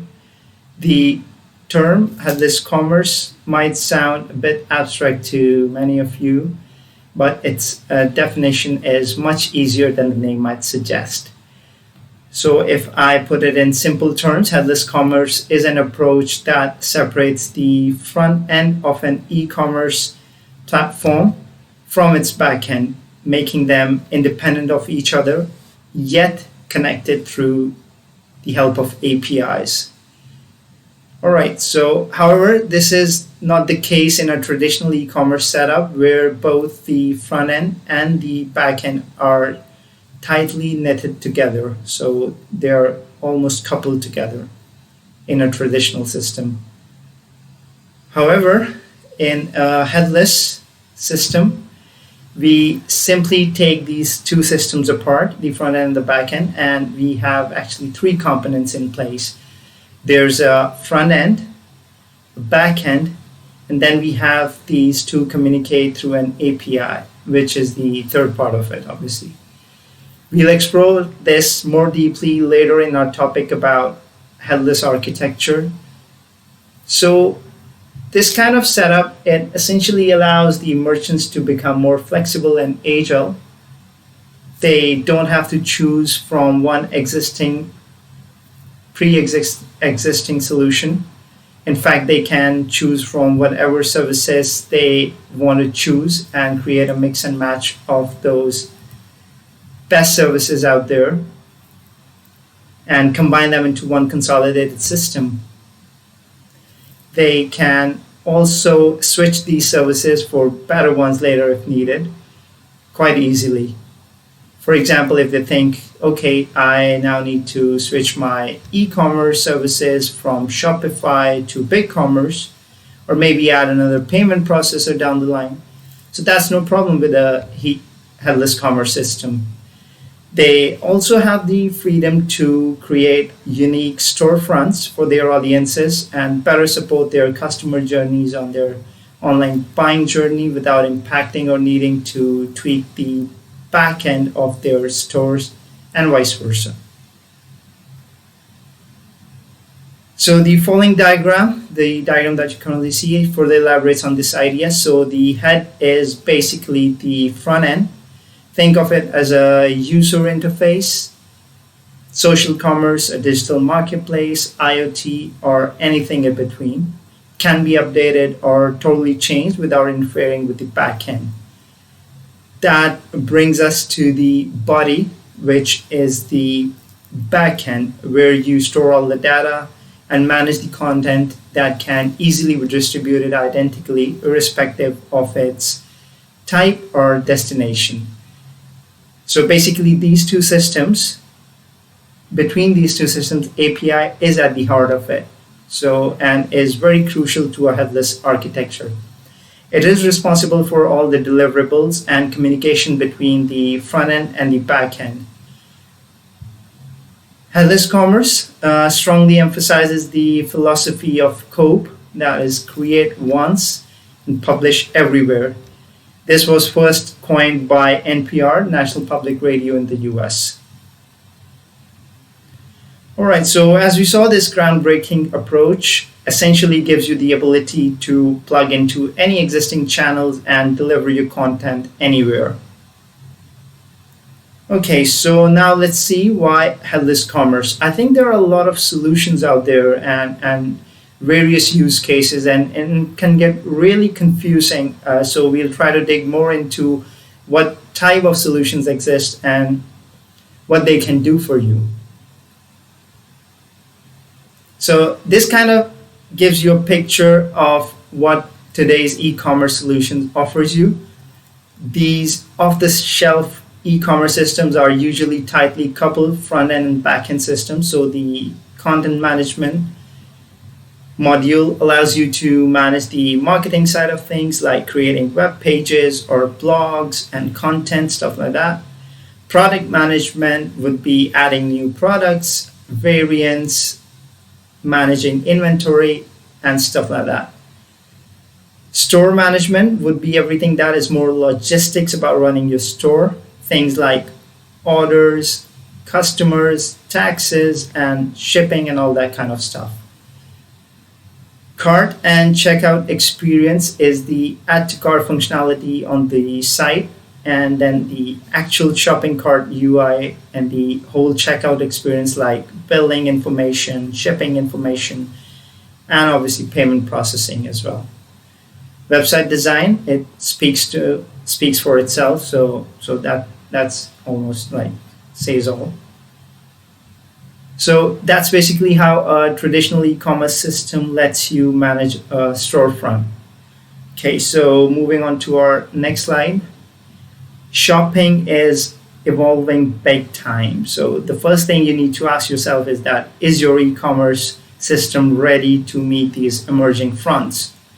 So as more shopping happens outside of the traditional website, such as on mobile, social, or IoT channels, it is believed that the traditional e-commerce platforms, they might not be quick enough to adapt to these rapidly changing touchpoints and user experience in a reasonable amount of time. So e-commerce growth is being driven in part by the increase in usage of mobile devices. People don't just shop online now, they are also using their mobile devices to to browse or research before making their mind up about their purchases. So by the end of 2021, 73% of e-commerce sales will take place on a mobile device. These figures just can't be ignored, obviously. So improving the e-commerce experience for mobile customers can be a huge opportunity for the businesses to tap into. It's also pretty amazing to see how social media is playing its role. It has changed the way we live our daily lives, including the way we buy things. And therefore, the number of social shoppers is also rapidly increasing with each passing day. Giants like Facebook and Instagram are tapping into the e-commerce space and introducing new ways for the users to make their purchases on their platforms. With the introduction of the buy button on Facebook and Instagram checkout, social media is getting its foot inside the e-commerce doors, and I've seen a big growth in Facebook and Instagram commerce, and I think we are going to see a lot of more of that very soon. And then there's a lot happening in the IoT space where we have smart home devices itching to make their way in, like voice activated speakers. Then there are dash buttons, as well as augmented reality, which will soon transform the way we shop. New touch points such as these are literally just around the corner, gearing up for mass adoption, and therefore businesses should have the infrastructure ready to deliver on these platforms. By 2022, it is believed that over 120,000 stores will be using augmented reality technologies, offering a much more richer buying experience. So yeah, the whole digital shopping landscape is seeing a tectonic shift in terms of how we are going to purchase in the near future. The whole idea behind telling you all this is that in the current scenario, the user interfaces are vastly different from each of the devices we interact with and are tightly coupled with their unique backends and business logic. However, as we saw earlier, the list of user interfaces is growing and will continue to grow rapidly, and so it may become increasingly difficult for the businesses to keep up with them. Headless commerce is the answer to this. With the headless approach, one unified backend will be able to handle and deliver to all kinds of user interfaces you throw at it, with no interdependence on each other. Something that makes this technology really cool and something to look forward to. Okay, so before you decide whether it's a wise move for your business, I think it will be useful to compare a headless setup to a traditional e-commerce setup. So the contrast between these two systems can highlight some of the key advantages of the headless model. Traditional commerce system has its share of limitations, and primarily because of its architecture, which has the front end and the back end tightly coupled. Therefore, you're kind of forced to use the front end that comes off the shelf. This causes little or no chance to make any desired customizations or editing your workflow or even adding a data field. What I'm trying to say here is that the templates and prepackaged software dictates the whole user experience, and you're just caught inside the box.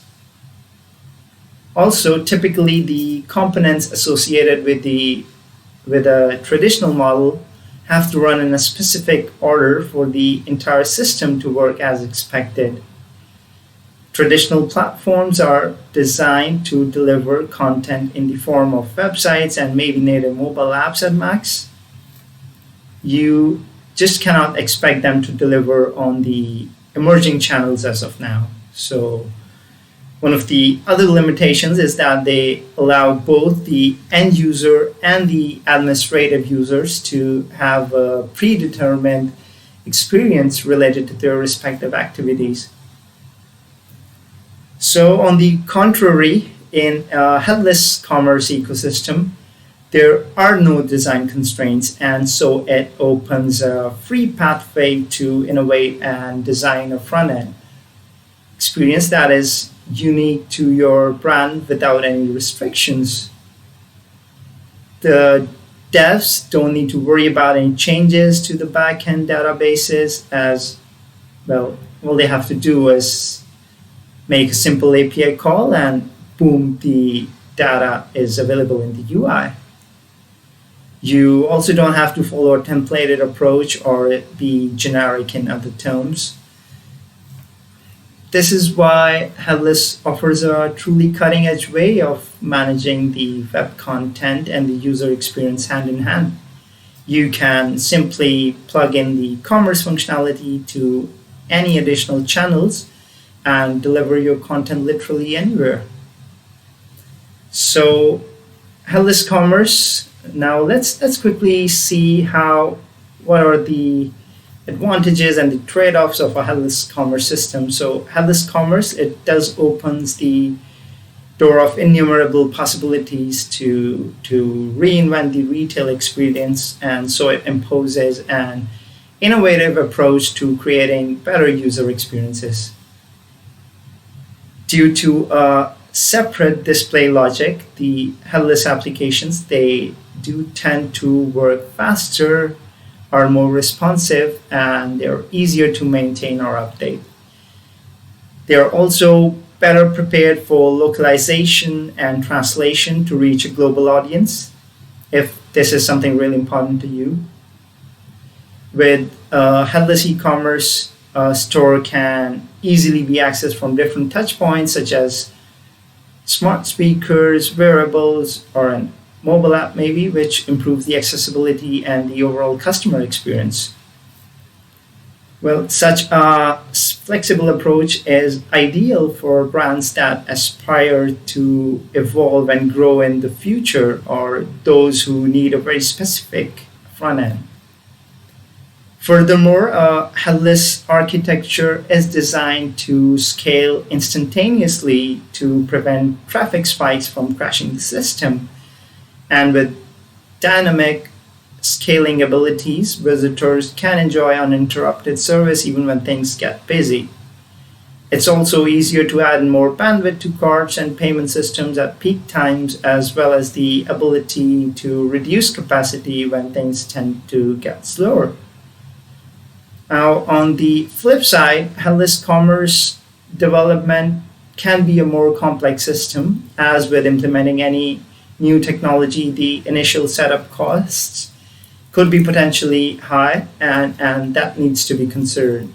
The total cost of the ownership may increase based on number of individual platforms and integrations used, the number of different components, their deployments, hosting, storage used, and maintenance, stuff like that. All this adds up to the total cost, and it can be higher than a traditional e-commerce platform in some cases. You may also need to invest in the front-end development without using a theme as a foundation. So the implication is that you need to develop the front end and integrate into the e-commerce services so that the data will be rendered by the front end using API calls to the e-commerce layer. To use headless commerce to the best of its potential, there is a need to make sure that the devs are motivated and adopted well, and they have all the right tools to succeed with the development part. The functionality can potentially be limited to what your CMS allows in regards to third-party tool integration. So you might also need to check what your CMS does and does not support before moving forward with this approach. Headless systems also lack the benefit of continuous updates, while traditional SaaS systems are more frequently updated. Such frequency might not be achieved with a headless system because the dev team is going to be solely responsible for any kind of updates to the system.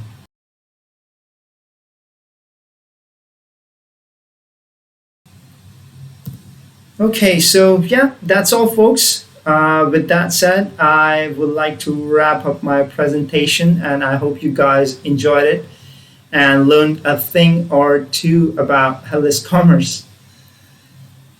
Thanks for watching.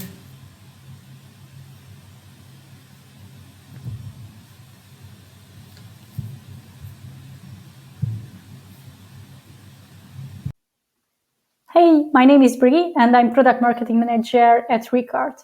And with many shoppers exclusively shopping online, you need to change your interaction with these visitors. But we all know the one way mass-produced traditional channels won't build relationships or trust anymore.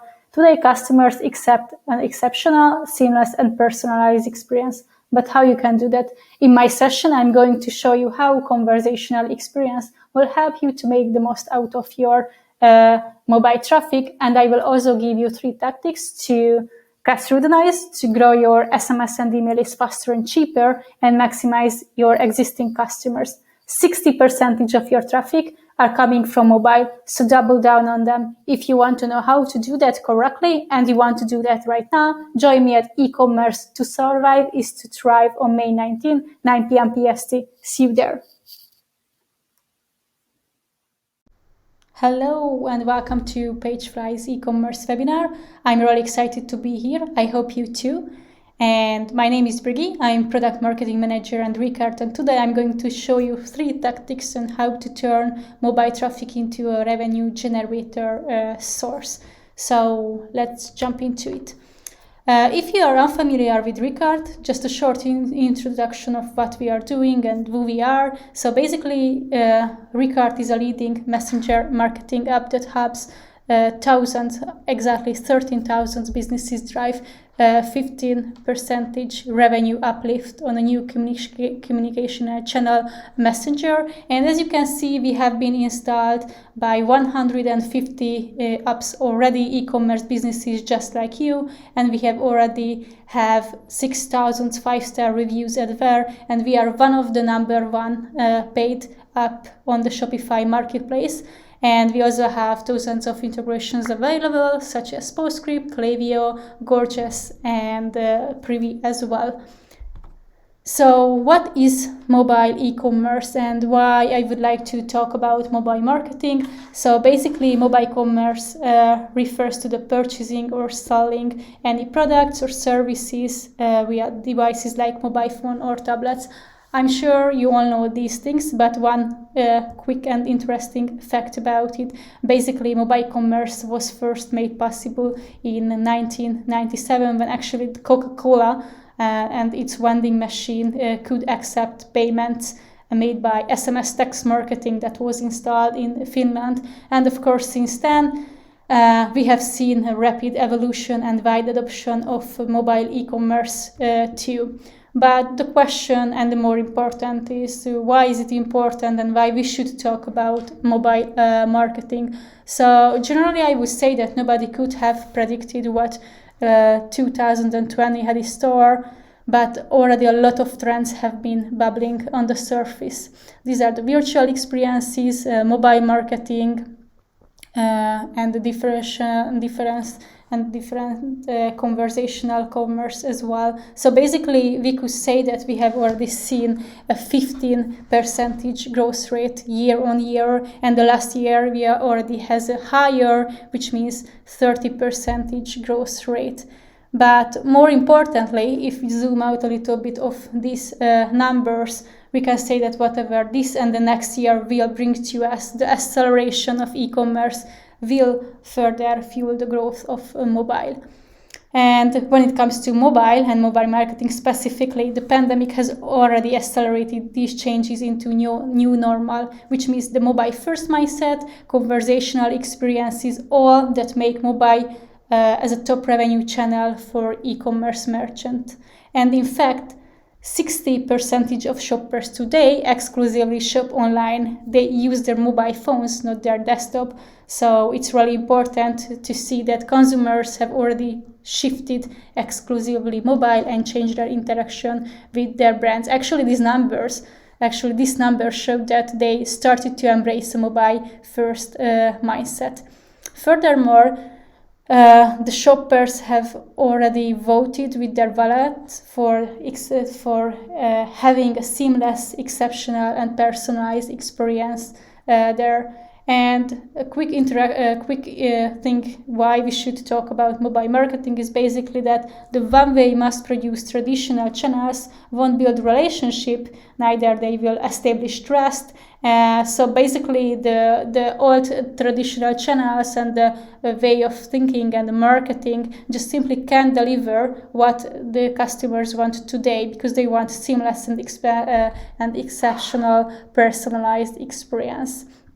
And besides these numbers, the number of mobile users also growing. There are more than 5+ billion already, and they are growing. And as far as these trends go, there is nothing to indicate that mobile commerce growth will stop anytime soon. And not only the number of mobile users grow, but also the total time spent on mobile devices has been on the rise as well. So actually in the US alone, the amount of time spent on mobile devices every day by consumers has increased to 240 minutes only in the US alone. So it's a lot and a lot of time where you can showcase your brand and tell your unique brand story and actually make customers purchase any of your product. And the last number that we should see and realize is basically mobile commerce share figures have also been on an upward trend. So basically the share of mobile e-commerce sales compared to the total e-commerce sales are expected to account for 40% of the total e-commerce sales in this year, which basically means that every second sale will happen on mobile. So these are very important facts that we need to understand. And based on the numbers and the trends I have been sharing you, I think it's not the question, and it's not about that if you should be on mobile or not. I think the question is that how to be on mobile, how to deliver personalized experience, and where mobile marketing fits into your marketing strategy. I think it's a more important question than the importance of mobile, because these 6 numbers just literally talk everything that we should know about it, and it means the acceleration and the adoption of mobile already. But what about messenger marketing, and why I'm here from Recart is basically the messaging in e-commerce has changed a lot. So just to think about and frame where the technology right now, where to put messenger marketing in your head, and to see what channels are we using and how they are connected to mobile marketing, I really just want to go through on this deck very easily. So we already know that email has a fantastic experience. You can customize it and you can make and design very beautiful and on-brand emails. Also, there are a lot of and thousands of use cases already available, so it's very easy for you to improve the performance over the time. And if you are just starting, you can easily get started with email as well. But on the other hand, even if this experience is good, the engagement at the same time is very low, because email has very low open rate. Actually, it has a 15% open rate and only a 2 or 3% click rate. And the numbers actually can be even worse if you have just got started out, or your team is small and you don't have enough resource to, let's say, not to blast your customers with emails all the time, because actually if you're not segmenting, you may blast them. So maybe the experience is good, but the engagement over the time will definitely decrease. And when it comes to SMS, so we all know text marketing is growing and evolving, also the strategies with it.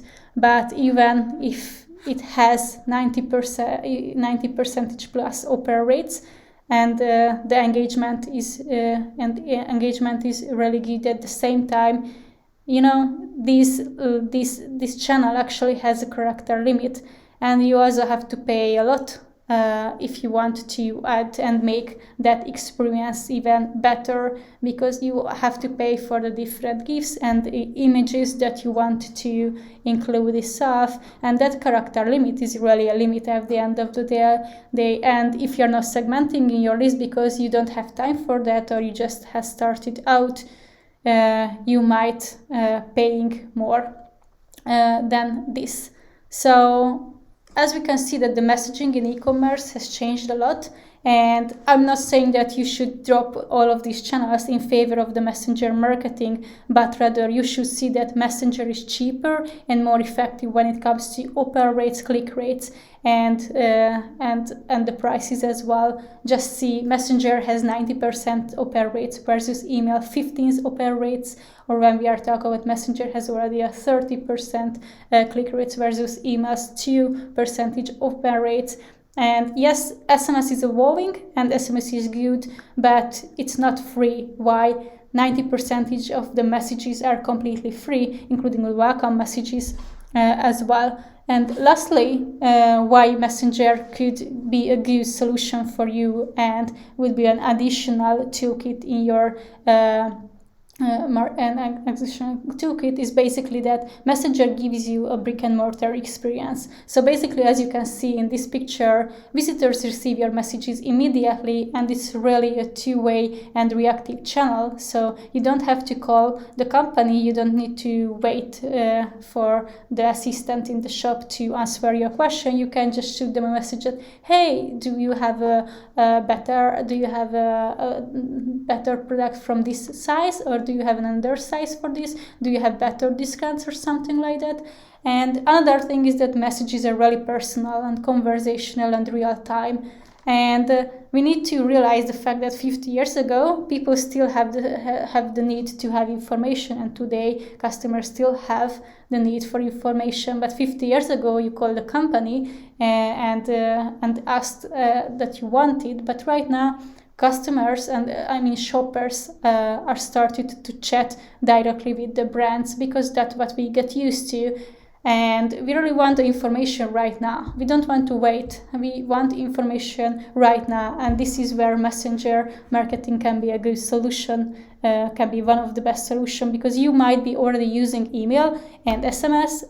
So why not to add messenger to your existing toolkit? And basically this is just, let's say, a short screenshot about how the messages look like. So in email, when you are scrolling, you can have a very good, very beautiful design, customized on-brand email, and you can have something in SMS which might or not can include any picture. But when it comes to Messenger, you can basically add anything you want. It can be a GIF, an emoji, or basically anything. And the good thing, if you send any message in the Messenger, it will pop up in your Messenger inbox, so you won't send any messages in somebody's promotional folders versus how do you in email. And basically these are the biggest advantages, and the vast majority of the customers love.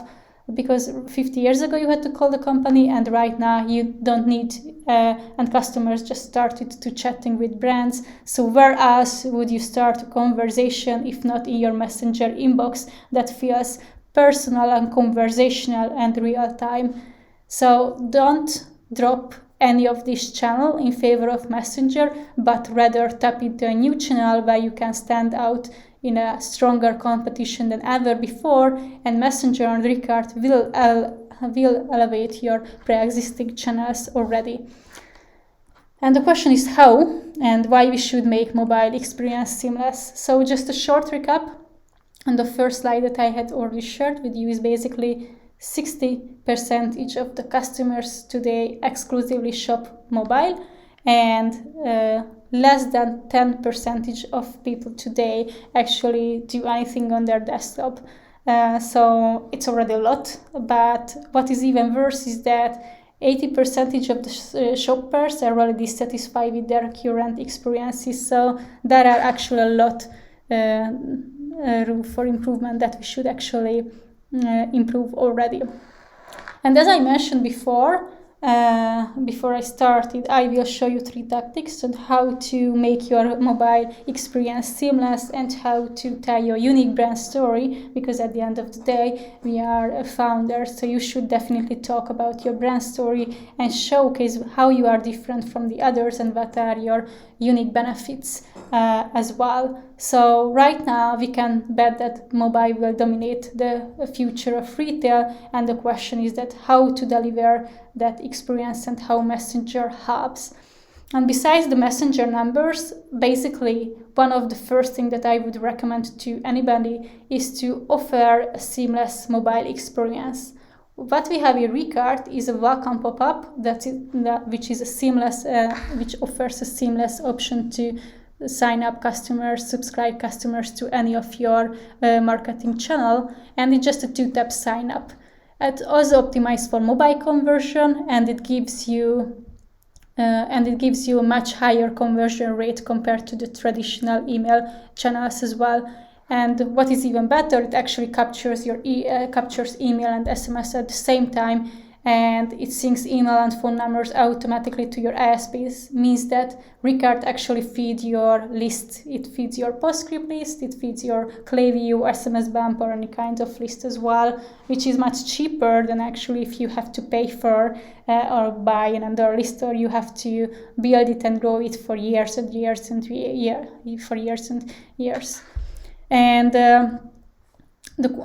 when we are talking about how it is actually seamless and the 2-tap sign up, so basically what Recart does is that Recart automatically adds quick replies that include customers' email addresses, and this no-time email capture has a 200 or 300% higher conversion rate for mobile visitors than any other traditional email pop-ups. And it also syncs all these things into your ESPs, and what is also good that Recart doesn't just capture email addresses, it also enriches the customer profile with personal data from Facebook. So actually when you capture emails or phone numbers with Recart, you can send personalized text marketing or email marketing campaigns based on gender, country, and language that otherwise you couldn't collect or you couldn't achieve. And basically this is the conversational flow editor, how it looks like. So after somebody already signed up for Messenger or text marketing or your email list, basically you can also hit them with your welcome message, and it can be really customized to your need. We have a drag and drop editor, and with the conditional blocks you can easily build your follow-up logic. But first, let me show you how that 2-tap sign-up experience actually look like on your store. So basically, this is one of our brands that I just simply wanted to show you, and this is their store, of course. And if you just see how this experience look like, you can see here is the discount that will be unlocked in the Facebook Messenger app, and basically what you can see, it automatically pop-ups in your Messenger inbox, hit you with a simple message. Then you can see Nick's email, he's one of my colleagues, and then all the things have been already sent to your ESPs. So basically what you can see here is that he didn't have to type his email address. He also didn't have to write his email address. The only thing that he had to is he just had to tap on it, and then boom, all the information was sent to Recart and to the Klaviyo and to your Klaviyo list. You can also select which list you want to use for that. So basically, as a short recaps, why this 2-tap sign-up experience, 2-tap sign-up technology makes your experience seamless. It triples your opt-ins, and 20-30% of your customers will immediately join your email and SMS list. And in this conversation flow editor, you can further nurture them if they are not ready to buy something from you. And before this conversation flow, when shoppers give their email addresses or phone numbers to you, you already got enriched email and SMS profiles from these customers. So basically, you don't need to do anything. You can just lay back down, because all these people will be synced and will be automatically shown to your Klaviyo list or that selected list that you have chosen. And the second tactic is basically ads. So I think there are a lot of things that we can talk about ads and how it is connected to mobile marketing. But where Messenger is really different to the other tools is basically the capability of creating one-on-one conversational ad skills. And first of all, when we are talking about ads, we know that the competition is stronger, and also the pandemic has spawned a lot of changes. So we have to adapt a very new persona, a very new setup, and a very new conditional as well. So it's really hard, and it become harder to cut through the noise. And also cost of acquisition and the cost per click is just increasing. So literally we have to figure out new ways to actually connect with customers, engage with them, and actually turn them into customers, which is not that easy. But even if all of these costs have crept upward, ads are still very popular. So basically Facebook and Instagram ads are still very much, let's say, a king right now.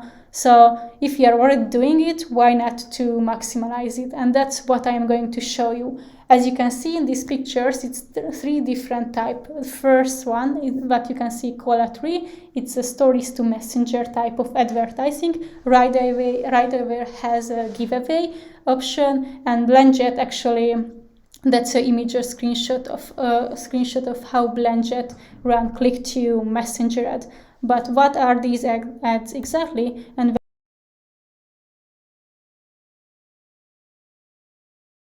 if you have any question, then shoot us a message, and we are really here to help. And I hope you really enjoyed this small session, and you really understand the basics of messenger marketing and how Recart can actually elevate your ads pre-existing channel and how it can really feed your email and SMS lists.